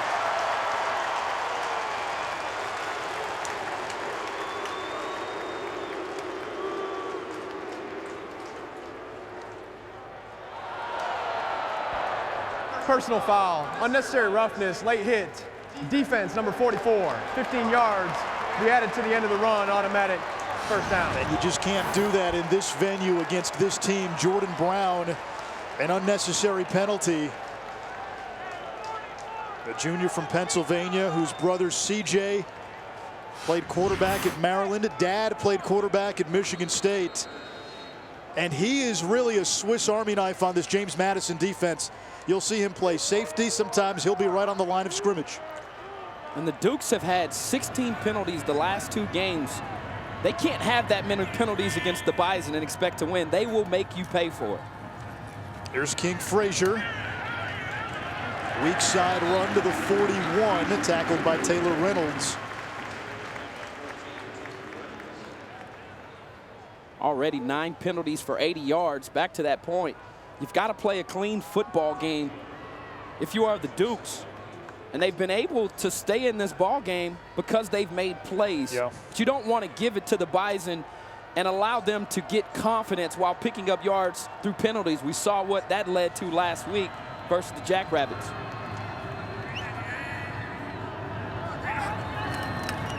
On the fly sweep, this is Dimitri Williams, and he is tackled by Gage Steele, who has been all over the field for the Dukes. Yeah, and you know, typically you can catch defenses off guard with the fly sweep or the jet motion. This time here, this defense is built for plays like this. I mean, Gage still overran the play. That's how fast this defense is. Great anticipation. He saw the motion coming from the backside, was able to get a jump on the ball and prevent that from being a big play. As now you've got a 3rd and long situation with the Bison probably putting the ball in the hands of Stick. Stick pumps. He's going downfield. His receiver was tied up, and it's somehow caught by Darius Shepard.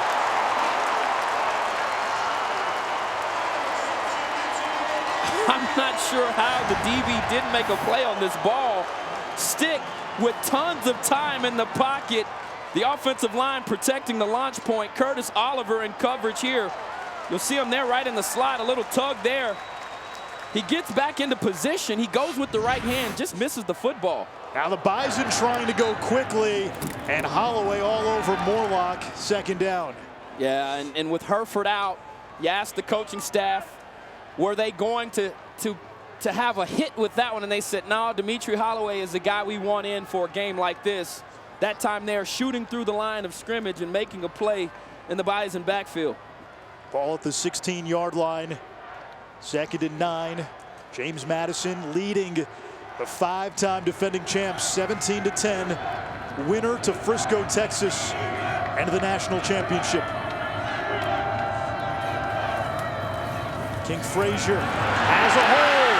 Frazier, touchdown.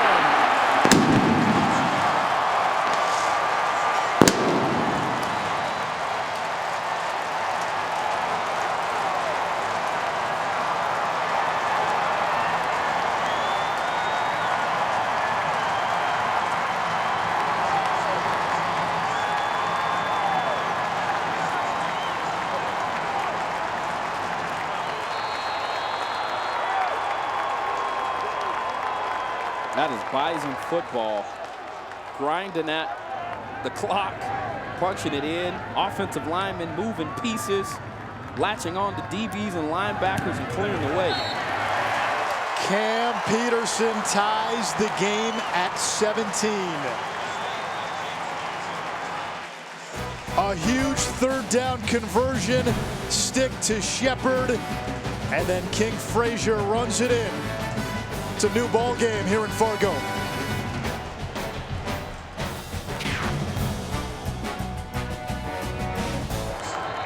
"17 unanswered by North Dakota State, and the 5-time defending champs have drawn even with James Madison. That last touchdown drive, though, Ahmad, aided by penalties from the Dukes. 35 yards on penalties for the Bison. Over half the yards on this drive, and if you are the coaching staff for the Dukes, you've got to calm your guys down. Like I said, they've been able, because of the amount of points that they put up in the last 2 weeks, to really defy what most coaches say you can't have penalties. They've been able to get past that despite having penalties. They will not make it out of the Fargo Dome, giving up that type of penalty yardage against a team like this that plays so disciplined.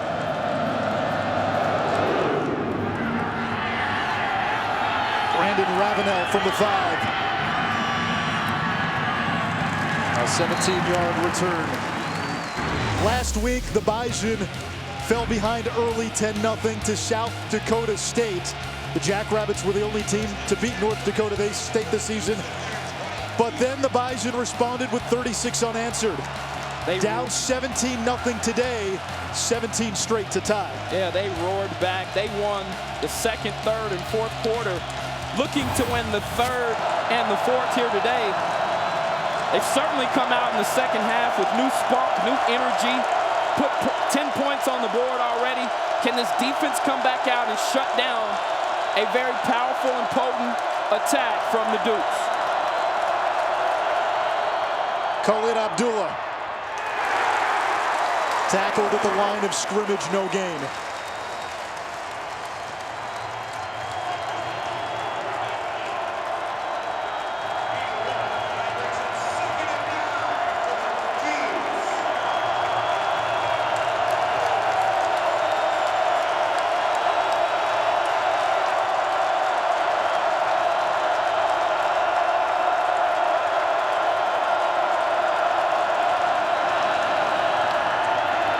The delay. This is Trey Sharp And he's to the 30, a gain of 7, 3rd and 2. Trey Sharp, huge last week against Sam Houston State. 144 yards, 2 TDs. Young man from North Carolina who had offers from Purdue and NC State coming out of high school.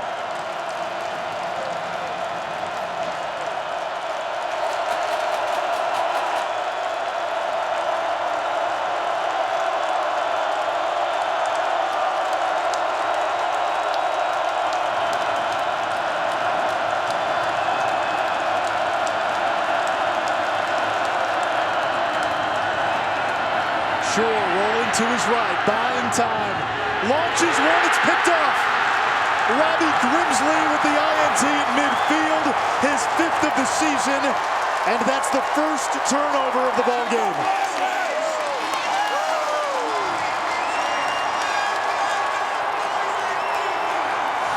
This Bison sideline and team are fired up right now, and ill-advised throw from Shore. He's not the guy that typically makes these types of decisions, but he's a gunslinger. He's a gambler. We've seen that already today. He's had some success on that. Guarantee one of the adjustments for this defensive Bison football team, Matt Ince probably told his team, the defense coordinator, when he breaks the pocket, latch onto your man and be ready for the ball downfield. That time, Grimsley in the right position with a very, very big-time takeaway. The Bison begin in plus territory. Here's Lance Dunn. Dunn has the 40 and tripped up from behind by Steele after a gain of 13. And you're starting to wonder right now, is this offensive line wearing down the Duke's defense? That time, Austin Cooner, the center, pulling, getting out in front of Dunn, clearing the way. Yeah, inside, they are solid, especially right down the middle with their left guard, Zach Johnson, probably their best offensive lineman, Austin Cooner at center, and Jack Plankers. Those 3 guys really stabilize this offense. Very active, move well, and will put your face in the dirt. Dallas Freeman comes in motion. Stick hands it off to Bruce Anderson. Into that chorus of Bruce, he takes it inside the 35 as we check in with Cole. Ahmad, the answer to your question, yes, this offensive line is beginning to lean on James Madison. When I see big numbers in the 70s and 60s, 10, 15, 20 yards down the field, I know those big boys are feeling it. I think this group has gone to the coaching staff and said, put this game on us, we want to win it. They call that unit the Rams. And with left guard Zach Johnson and right tackle Landon Leckler, they have 2 first-team All-Americans up front. There's Frazier. And he's stopped by Simeon Robinson. And Ahmad, for North Dakota State, in this great 5-year run, the defining unit, as good as Carson Wentz was, as good as Brock Jensen was, the defining unit has been that offensive line. I agree. And I think you could probably even say the defensive line as well.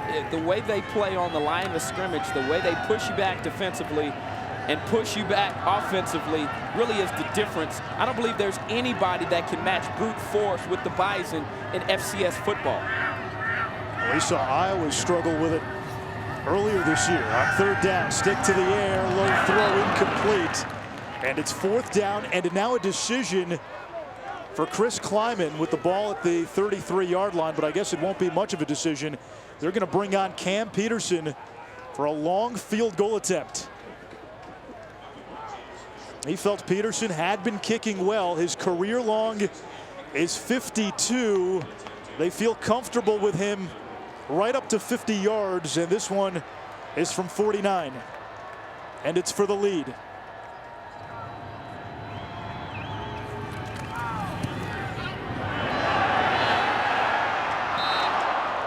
No good. It's on target, just didn't quite have the distance. Peterson with a good effort. Right now, this defense is playing so well. If I'm Coach Kleiman, I take that same exact risk. I mean, narrowly misses the crossbar.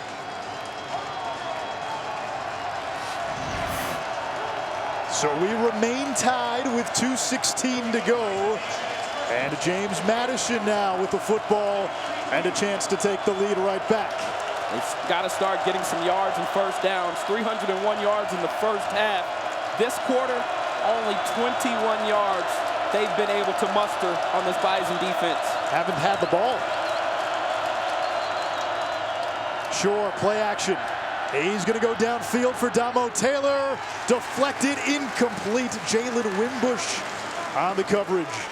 That's great coverage. He was locked one-on-one. Jalen Wimbush had a rib injury last week, in perfect position. Great hand and eye coordination there. Get that left paw in there to break the play up. It's competing for sure out on the edges.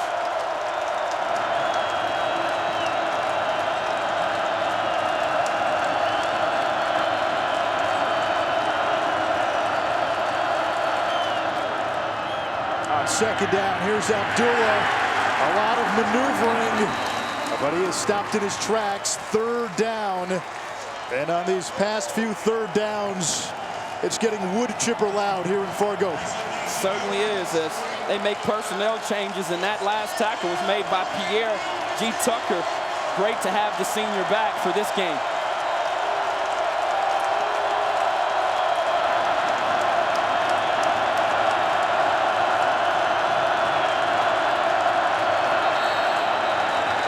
That was the right tackle, Chavis again. That's going to be False start. Offense, number 68. 5-yard penalty. Still third down. That is the 5th false start against Tyree Chavis. We told you at the top of the broadcast, he's starting in place of the injured Mitchell Kirsch, a first-team all-conference right tackle.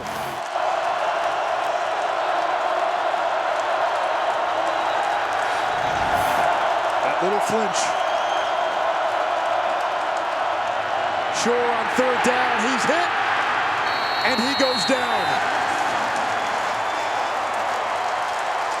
Brad Ambrosius and Greg Menard, the 2 D ends, got in the backfield. And Brad Ambrosius is giving Tyree Chavis a lesson on getting off of the ball. No doubt about it. He just blows by Chavis, and you wonder why the redshirt freshman has 5 false starts. Right there, Ambrosius blowing by him. Fair catch signaled and made by Eric Perkins after a 44-yard punt from Gunnar Kane. Guys, if you take a look at Tyree Chavis, 68, watch the head facing inside. He decided, instead of going with holding the hands and relying on his teammate, to eyeball the football and go on movement of the football. Very difficult to then shift your eyes back out to the defender during your pass set, locate what kind of pass rush you're getting, and be able to make that block. It's 3rd and long. That defensive end is teeing off. They're ready to eat. That is a very difficult situation in this building, especially for a tackle to be in.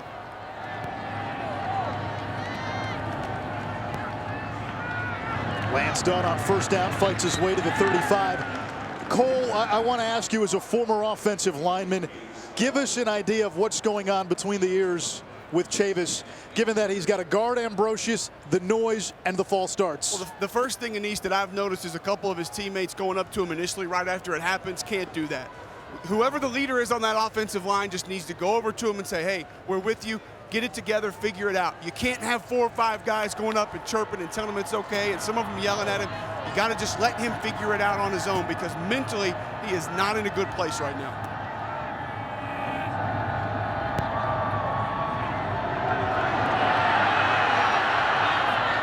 And Easton Stick called a timeout. It looked like there was some confusion as to how much time was on the play clock and the game clock. Yeah, the crowd tipped them off that the play clock was going down with their excitement, just showing you how savvy they are. And then he looked up at the play clock and immediately called timeout. We saw this last week going into halftime, poor clock management that really costed them from getting points.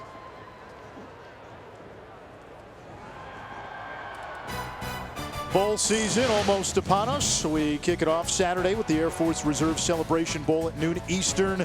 That's on ABC. Then on ESPN at 2, the Gildan New Mexico Bowl. New Mexico #1 rushing team in all of college football. They'll take on Texas San Antonio. Houston and San Diego square off in the Las Vegas Bowl presented by Geico. That's on ABC. San Diego State's Donnell Pumphrey needs 107 yards to tie Ron Dayne's FBS career rushing record. Final play of the third quarter. And the call and the give is to Lance Dunn, who's dropped for a loss of 2. It'll be 3rd and about 10 for North Dakota State when the fourth quarter begins. The Bison got 10 back in that third quarter. They've scored 17 unanswered. We have a great one here in Fargo, all square, going to the final stanza.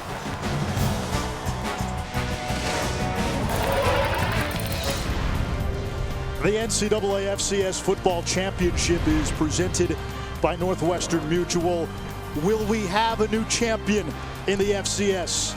If that were to happen, James Madison has to finish off this fourth quarter strong, or will North Dakota State advance to a 6th consecutive championship game? The Bison have won the last 5, all tied at 17 as we begin the fourth. And we begin with a 3rd and a 10 for North Dakota State from the Bison 33.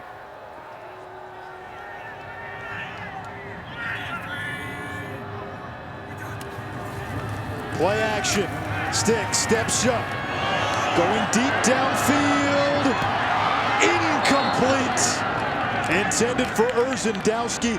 Terrific coverage by Jimmy Moreland, who's been terrific tonight, and he was outstanding last week. He was. He made several plays on the ball, and the coaching staff said the only thing they wish he would have done better is catch the football. That time there, oh, that was an athletic play. He almost had it. He almost hauled that in. Great coverage, one-on-one, locked up on the sideline by himself, and was able to make a play for his team. Rashard Davis, a game changer. As a return man for James Madison, he won't get a chance here. He makes a fair catch at the 30. The Bison have been able to neutralize that punt return game for James Madison, which has produced 4 touchdowns. They scored on a punt block last week as well. Tomorrow night in Cheney, Washington, Eastern Washington plays host to Youngstown State. That's the 2nd semifinal. And the winners of these games move on to Frisco, Texas for the championship game next month. How does James Madison get this offense going again?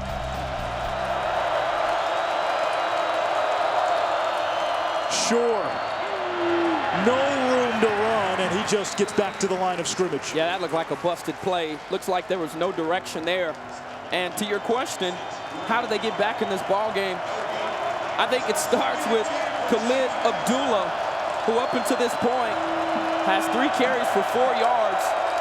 The complete opposite what he was able to do in the first half. This Bison defense has gotten after him and won the line of scrimmage. A high snap. The give is to Abdullah. Broke 1 tackle in the backfield and gains a yard. It's 3rd and 9. MJ Stumpf on the stop.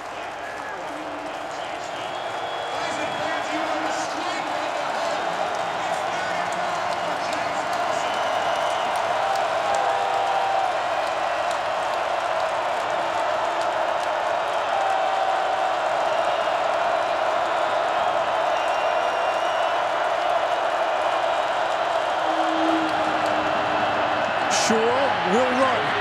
Now he'll throw. Finds a receiver. A first down and more.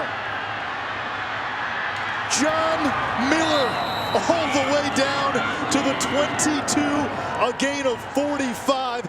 And that ad-lib ability of Brian Shore showcased once again. Oh my. This was just crafty and creative as the pocket collapsed and he had to get out.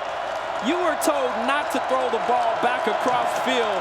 That time Shore doesn't care what the coaches asked him to do. He still made a play. They'll give it to Abdullah. Bounces off one of his linemen and thrown for a loss at the 28-yard line by Grant Morgan and MJ Stumpf. They are winning at the point of attack, that being the Bison right now. That bunch up front whipping the Dukes offensively. and really getting after him, forcing false starts, tackles for losses. And now with an opportunity in 2nd and long, maybe a chance to tee off and try to finally bring down Shore. Empty look on 2nd and long. Shore incomplete off the hands of Davis. It's 3rd and long, and this could be 4-down territory as we check in with Cole. I'll tell you what I'm seeing with this offensive line of James Madison, guys, is the group's not coming off the football together. You'll have a few delayed coming off a second or two late. We talked about the false starts. These guys can't find a way to get in sync, get in rhythm, whether it's pass protection, coming off in zone blocking schemes for the run. If you have one guy on the backside that's a second or two behind, you're freeing up a defender for a run through, and he's going to make a play in the backfield. On 3rd down, Shore in trouble, can't get out of this one. Sacked by Ambrosius, and it's 4th and long. And we told you earlier, Tyler Gray has not made a field goal from more than 33 yards for his career. The offense is staying out on the field. Yeah, Brad Ambrosius just beats Chavis once again off the ball, and now forces a 4th and long situation as this crowd is ready to erupt. They need the 15-yard line of North Dakota State. Shore changing the plays, the play clock winding down. Shore hit and sacked.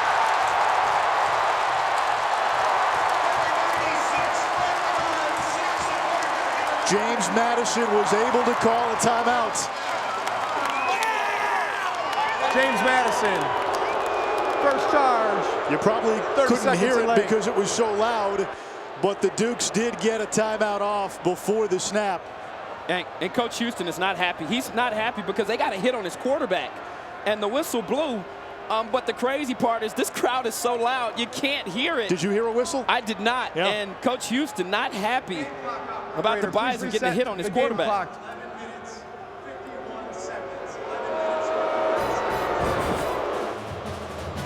Here's the hit one more time. Will step aside. 4th and 19. James Madison on the other side.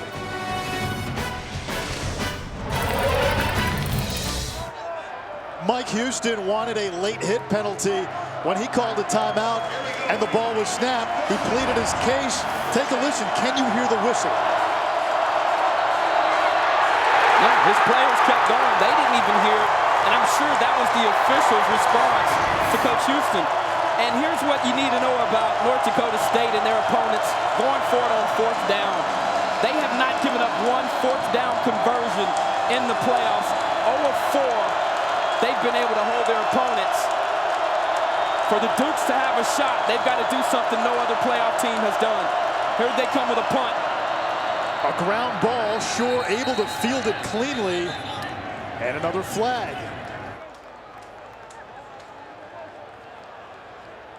Now, good hands by Brian Shore. Offside. Defense number 97. 5-yard penalty. 4th down. That's Brad Ambrosius. Does this change the play call now? 4th and 14, or do you still look at a pooch punt? I think maybe you try to kick it here. Kick a field goal. Yeah. Want to see what they do here. Absolutely. They send out their field goal unit. I think that 5 yards was the difference. Let's see if a penalty turns into points for the Dukes. This is a 45-yarder. It would be Gray's career long. 0 for 7 from beyond 33. Kick is up, and he got it. Tyler Gray with a career-long 45-yard field goal, and an offsides penalty by Ambrosius moved the Dukes a little closer, and then they take the lead with 11:46 to go in the 4th. The NCAA FCS Football Championship is presented by Northwestern Mutual. Northwestern Mutual, we help you live life differently. And in part by Gillette Pro Shield with lubrication before and after the blades. Shields while you shave. Ahmad, have you tried this? Ice fishing. Oh, that is awesome. Yeah, I won't be trying that anytime soon, though, Anish. Nah, I think I'm good. You can catch some yellow perch here in these parts. Some good eating now. Some good eating. James Madison with a 3-point lead thanks to a 45-yard field goal from kicker Tyler Gray, and it's Gray to kick it off. A career-long field goal by Gray by 12 yards.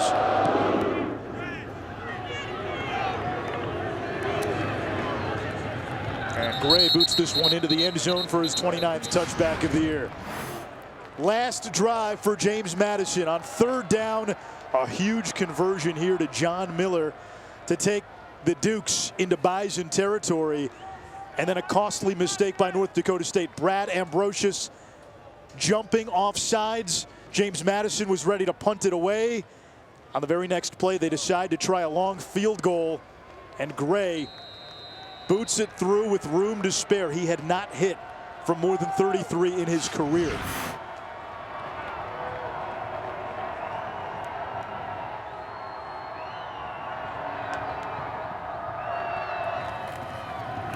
Handoff to Lance Dunn on the stretch play, and he's across the 30. Pushed out by Steele, a gain of 7. Yeah, Dunn has had some success the last 2 weeks, getting on the edges and really putting pressure on the defense. Does a good job of turning the corner, keeping his feet in bounds, and fighting for those extra yards. That is outstanding first down yardage in order for them to stay and to get into their offense. You see him here, what he's been able to do during the postseason. Dunn has been a major part of this offense's success. He's 4 yards away from 1,000 yards rushing. Dimitri Nuts, Bruce Anderson. And Anderson is thrown for a huge loss. 3rd down coming up. James Madison sniffed that play out. Yeah, their team speed. And then you're running this also into the boundary, so there's not a lot of space over there for Bruce Anderson to hit that corner and turn the corner. I know what you're thinking there. You're trying to surprise the defense. I don't think that's the ideal play call for this offense against this defense with all of their team speed. So now 3rd down. Let's see if the Dukes dial up the blitz. They bring the pressure. It's picked up, Sticks pass. And that is hauled in by Nate Jensen. And the sophomore's got a 1st down for the Bison. We've heard and we've talked about Easton Stick doing all the little things right, the ball fakes, the footwork, etc. But where he's made the biggest difference the last 2 weeks is squeezing balls into windows like that. He's a young man who's a quiet competitor, and his game speaks a lot louder than he does when he's on the field. Another big-time throw from Stick. The ruling on the field is a completed catch. The previous play is under further review. Well, huge review here as we go upstairs. Marvin LeBlanc is the replay official. It's a Southland Conference officiating crew. One more look.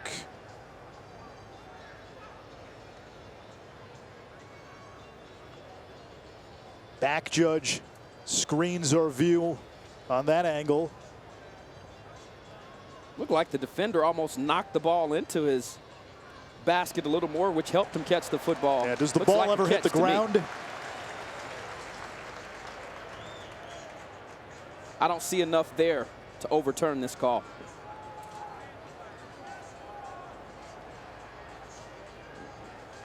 Yeah, there's no replay angle we've seen so far that would overturn the call.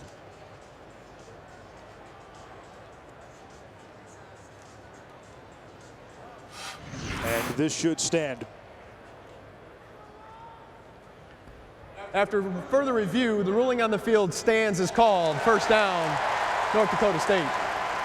So a big 3rd and long conversion by this Bison offense. That was their calling card a week ago in the quarterfinal win against South Dakota State. And that's how they wear you down.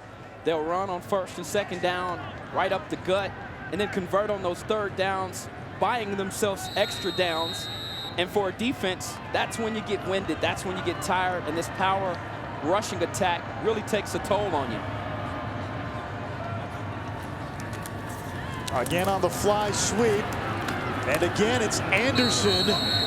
And not much running room once more. So they tried that play twice on this drive. And James Madison's been all over it. They tried it with Dimitri Williams, their gadget guys, and along with Bruce Anderson. This defense has the speed to get to the edges, especially when you run that into the boundary. You shorten the field that they have to run. And I'd like to see that play run more to the field if you could, to allow your players to work in space and have more time to turn the corner. Two tight end set, Frazier the back. Now he's joined in the backfield. Frazier, he stood up, so another third down coming up. And let's see if this James Madison defense can get off the field, or if North Dakota State can extend the drive. And we've pointed it out earlier, it's worth pointing out again. This crowd, these fans, they saved their turbo and they saved their juice for when the opposing offense has the ball. Church quiet right now. Yeah, this is a wise fan base. They know when to yell, when to turn up the heat on the opposing team. Typically when the offense is out, so they can't communicate, and they're quiet when their offense is on the field so they can communicate. There's the pressure. Stick standing in, incomplete. Dropped by Shepard. Good defense by Jordan Brown. And it's fourth down. The Bison will likely punt it away. Yeah, they brought the blitz right out of the nickel. And he managed to get a hit on the quarterback, Curtis Oliver, doing a nice job of timing his blitz, getting home base. And then finishing off the play is Jordan Brown with a nice job there of his left hand behind him and his right hand raking the football out. The Duke's off the football field. Jackson Coons punts it away. Rashard Davis signals for a fair catch into the end zone for a touchback.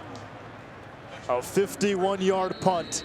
James Madison with the ball and the lead. Can they finish off the Bison?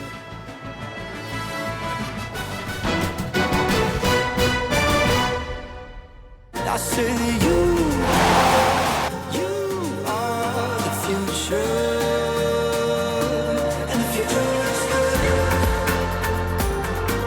Oh, yeah. The future looks good. Oh,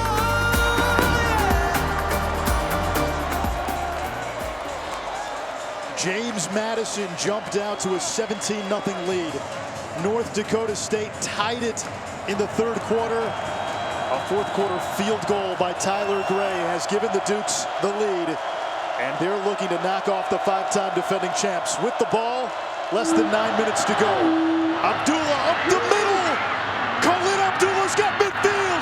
He's still going inside the 30 and taken down at the 25. A 55-yard run by Khalid Abdullah. He had 15 touches for 124 yards, 5 touches for 2 yards prior to this carry, and then he explodes. That's the type of playmaker and game changer he is. Khalid Abdullah, one of the best in FCS at breaking the big play, grinding out teams. And boy, this kid can run the football. Trey Sharp comes in to spell Abdullah. Shore hands it off to Sharp. And he fights to the 20, a gain of 5. And if you're the Dukes, you're thinking touchdown.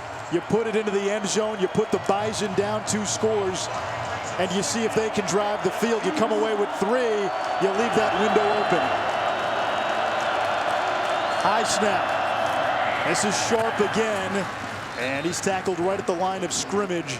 And now a huge 3rd and 5 for the Dukes. You know, these are the types of moments that become legendary in households. When you remember people's names in these types of situations. You're in the semifinals in the Fargo Dome. Which one of those guys in those green jerseys for the Bison is going to step up and make a play and be remembered for a long, long time? And on the flip side, who from James Madison can step up?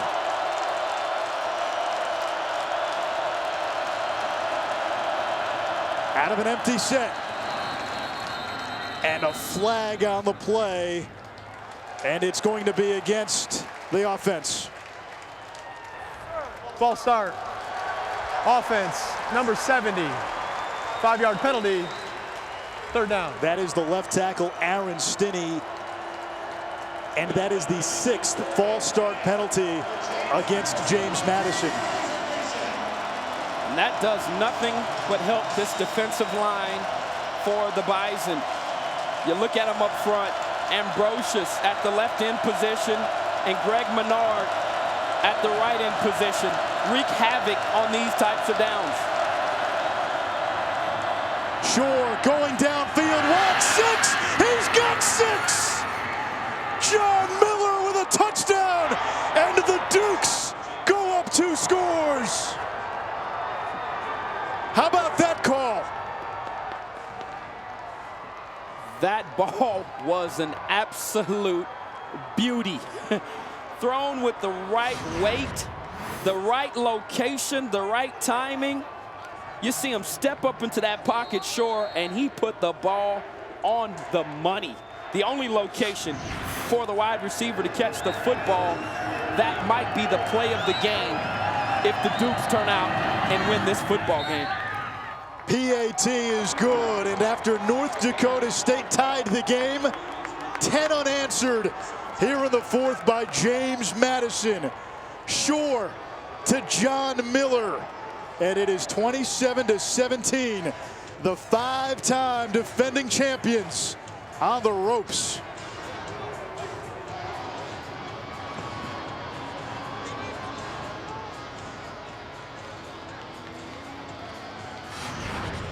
Another look at this touchdown. They're just going to run seams, and they manage. That's where he's at, right here, and just does a nice job of creating that space and gets over the top of coverage and beats Dom Davis for the touchdown. Dom didn't get anything on him, did not prevent him from a free release, and Shore with a money ball knows that might be the dagger. They have come into the Fargo Dome, and they have been fearless in a fortress where the Bison have been virtually invincible over the last 5 or 6 years. There's Bruce Anderson. He'll take a knee. The Bison will take it out to the 25. Saturday on ESPN, old Big East rivals square off in central New York at the Carrier Dome. Georgetown and Syracuse. The Orange will honor the late Pearl Washington, one of the great players in Big East history and one of the great legends in the history of Syracuse basketball. It's been a legendary run for North Dakota State, and we're 7 minutes away from that run potentially being past tense.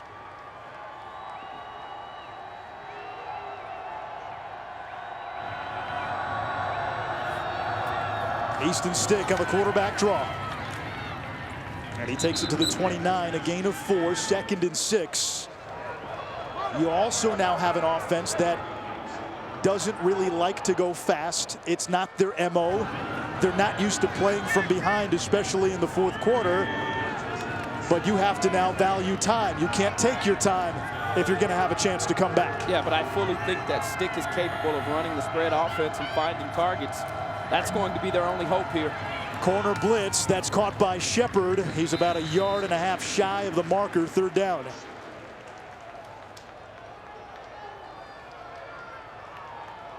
Coming up on 6 minutes to play in regulation.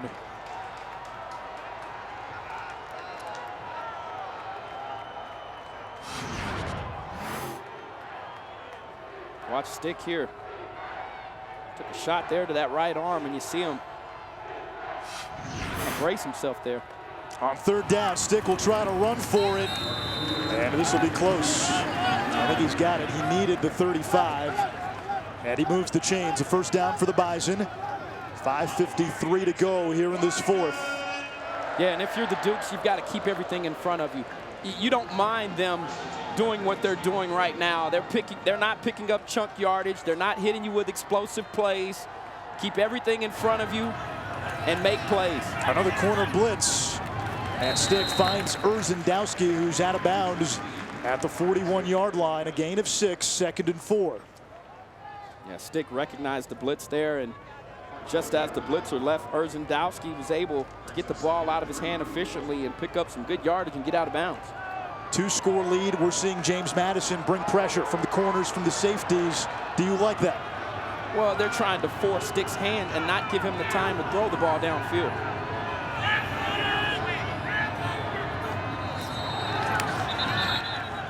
And a flag. False start. Offense, number 86. 5-yard penalty. Second down. Tight end Jeff Ilias, so back up the Bison. 5 yards. Less than 5.5 to go. James Madison won it all in 2004, looking to get back to the FCS championship game. Stick again, and he's stopped. 3rd down coming up. And that's where you see the team speed, where those creases and those holes close down. And James Madison smelling blood right now. Less than 5 minutes to play. Here's the blitz. Stick wants Williams. Did he hang on? He did not. Incomplete. It's 4th down. And do you go for it if you're Chris Kleiman? I think so. And if you're Dimitri Williams, you've got to make that play in this type of situation. Quarterback gives you a chance here to fight for this ball. Throws it in the right location outside. Despite the defensive back draped all over him, that's the type of play you've got to make to keep the drive going. This is going to be a very difficult 4th down to convert for the Bison. It could very well be 4th end of the season.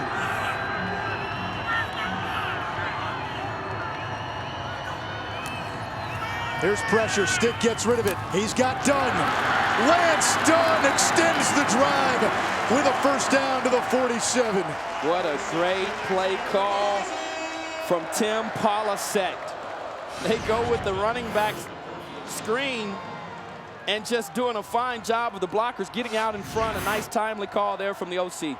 Stick hit as he throws it, and that's complete. Shepard makes the catch. And the ball at the 40-yard line of James Madison. Still a 2-score game, 4.5 to go here in regulation.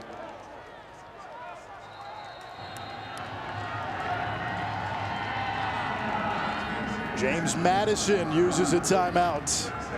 They've got 1 left. 4.5 left in regulation. Can James Madison knock off the 5-time defending champion North Dakota State? North Dakota State has won the last 5 FCS championships. They've won 22 consecutive playoff games. They're 83-6 since the start of 2011. But right now down 2 scores with the ball and 4.5 to go in the 4th quarter to James Madison. On 1st and 10, Stick off play action. He'll take a shot downfield. He wants 6, too far. Intended for Urzendowski, 2nd and 10. I like the shot there, though. I like you going downfield and trying to make a play and get a quick score. And that time there, they had one-on-one coverage, and Stick just couldn't hit his mark. They already went for it on 4th down once on this drive. So you've got to assume this is all 4-down territory now. Although a field goal would still make it a 1-score game. They're down 2 scores. Little screen. Morlock dropped by Steele. A loss of a yard. It's 3rd and 11. This was complete play recognition from the redshirt senior from Front Royal, Virginia. They killed him on this play with Dunn on a big 3rd down. Not happening here. Is still ready. Going quickly, incomplete for Shepard. No flag, and it's 4th down once again.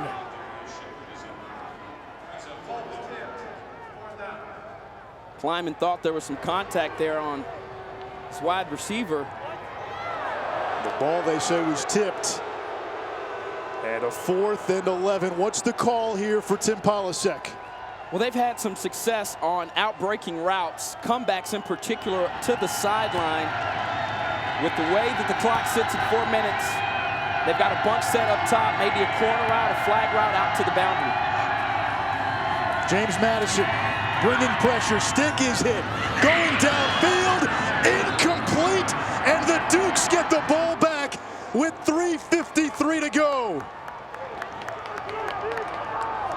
They took their shots. But give James Madison credit. They have not gone away. They have not appeared to be intimidated by this wonderful environment. And they have made the stops when they need to. Despite the third quarter, the Bison owned as they came back, tied the game up. And since then, it's been all Dukes. And James Madison 3:53 away from its first trip to the FCS championship since 2004, when the Dukes won it all. And hey, these are the fans, they get it. This is an appreciation not just for tonight, but for the last 6 years. Shore will run it. And he's spun down at the 48-yard line, a gain of about 7, 2nd and 3. Bison with 2 timeouts left, James Madison with 1. If this is the end, it is the end to one of the great runs in the history of collegiate football. 5 straight championships. At the top of the broadcast, we said it. In a world now where sometimes you don't believe the truth, 5 in a row is the truth, and it is hard to believe. Amazing accomplishment. High snap, a handoff. And Abdullah taken down for a loss at the 45. 3rd down, 3 minutes to go in regulation.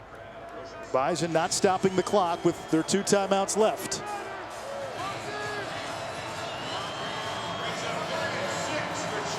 It's a 2-score game. Mike Houston, first-year head coach. He fired up his troops pre-game. They took the fight to North Dakota State from the beginning, jumping out to a 17-0 lead, and then fighting back in the 4th quarter after the Bison tied it.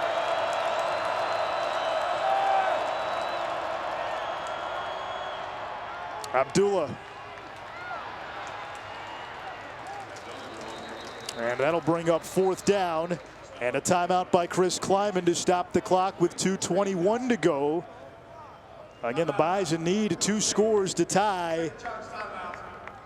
The winner to Frisco in the FCS championship against either Eastern Washington or Youngstown State.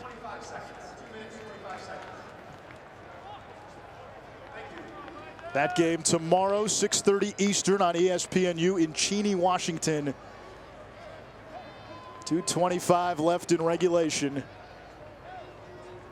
And it's been a great run for the Bison, no question.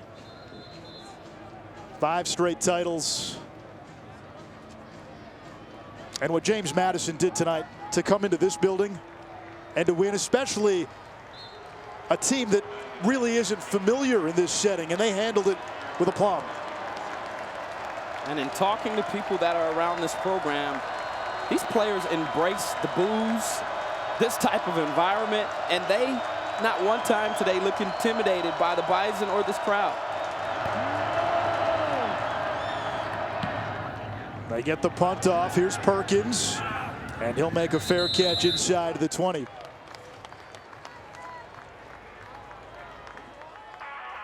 Tonight after Mavericks Jazz, Sports Center at night with Nicole Briscoe and Neil Everett. Highlights surely from this game, as well as the NBA, NHL, college basketball. Big NFL news. Adrian Peterson says he's ready to return. Louisville suspended its offensive coordinator for the Citrus Bowl in the wake of the WikiLeaks scandal. All that after Mavs and Jazz on ESPN tonight. Sports Center. 2:19 to go in the 4th. Easton stick, high throw, hauled in by Williams, spun down by Brown. Clock continues to run.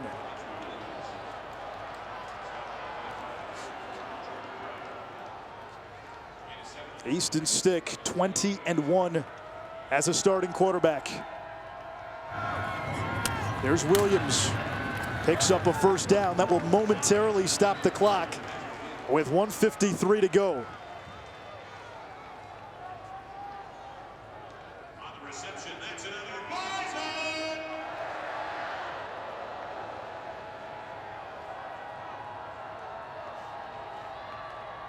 There's the pressure. And that ball is batted down by Darius Carter, the Virginia transfer. 1:42 left.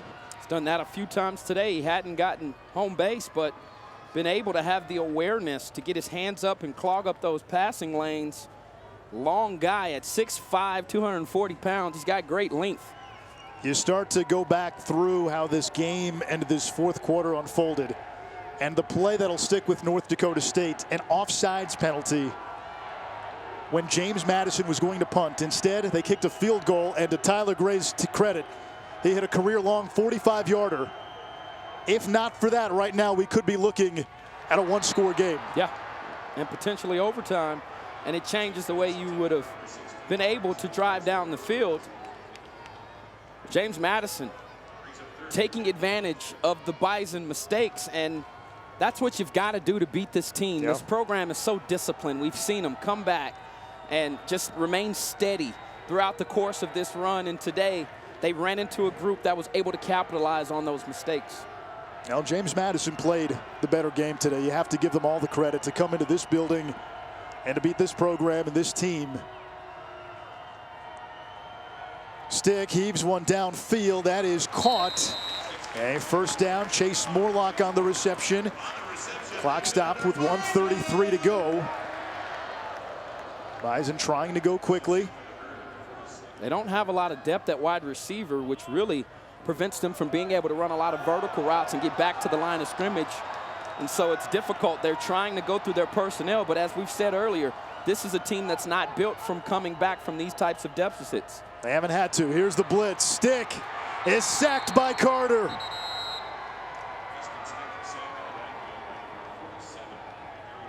And the Bison have used their final timeout. North Dakota State, third final charge timeout. A 60-second timeout. 1:14 to go.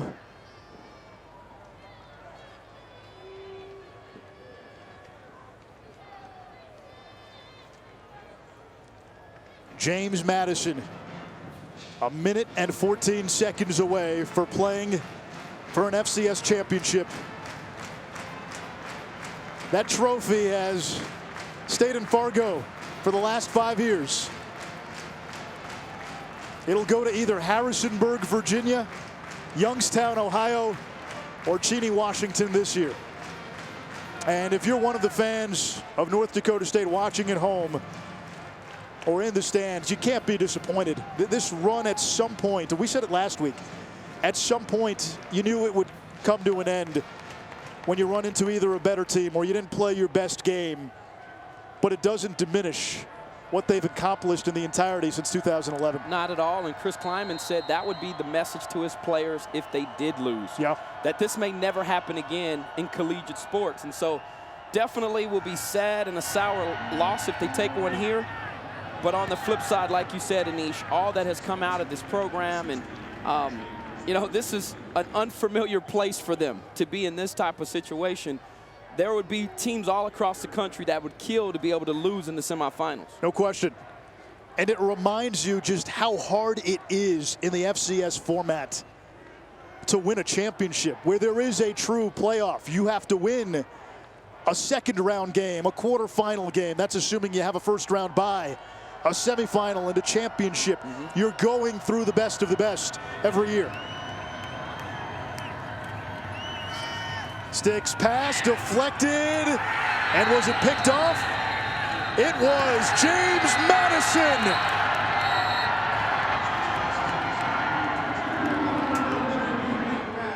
Well, now they'll say it's an incomplete pass. Now the initial signal was that it was caught. Batted down balls at the line of scrimmage. Yep, that ball hits the ground right there. And Holloway did not possess it. That just might be bookkeeping, though. It's 4th and 17. And if the Dukes get it on the next play, they're a couple of kneel downs away from Frisco.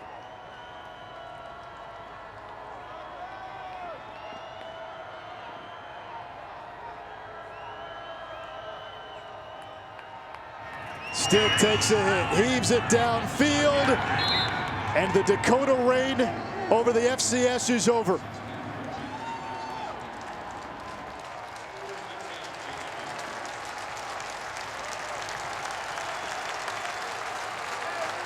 Classy move here on the part of the fans to stand up and cheer this program on.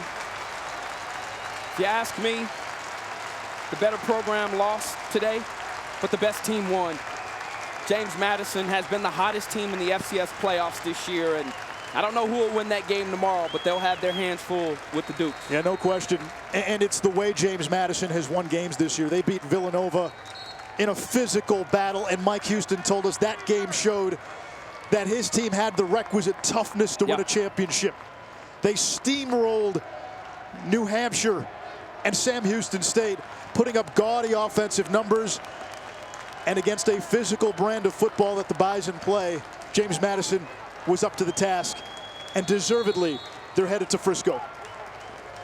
Hard-fought game by both teams. We got a fourth-quarter ball game, but the Dukes with enough today to bring down the Bison. And what an incredible run for this team and for James Madison. You've got to congratulate them if you're the Bison and say good luck. As this has to be a wonderful feeling coming into this environment and coming away with a victory. The Bison aren't going anywhere. They'll be back next year to make another run. But this season now, we'll have a different champion for the first time since 2010. James Madison to the FCS title game in Frisco on the 7th of January. They did what few thought was possible, to come into the Fargo Dome and win. And they knocked off the 5-time defending FCS champions. What a win for James Madison. And we've witnessed the end of one of the great runs tonight in all of college football.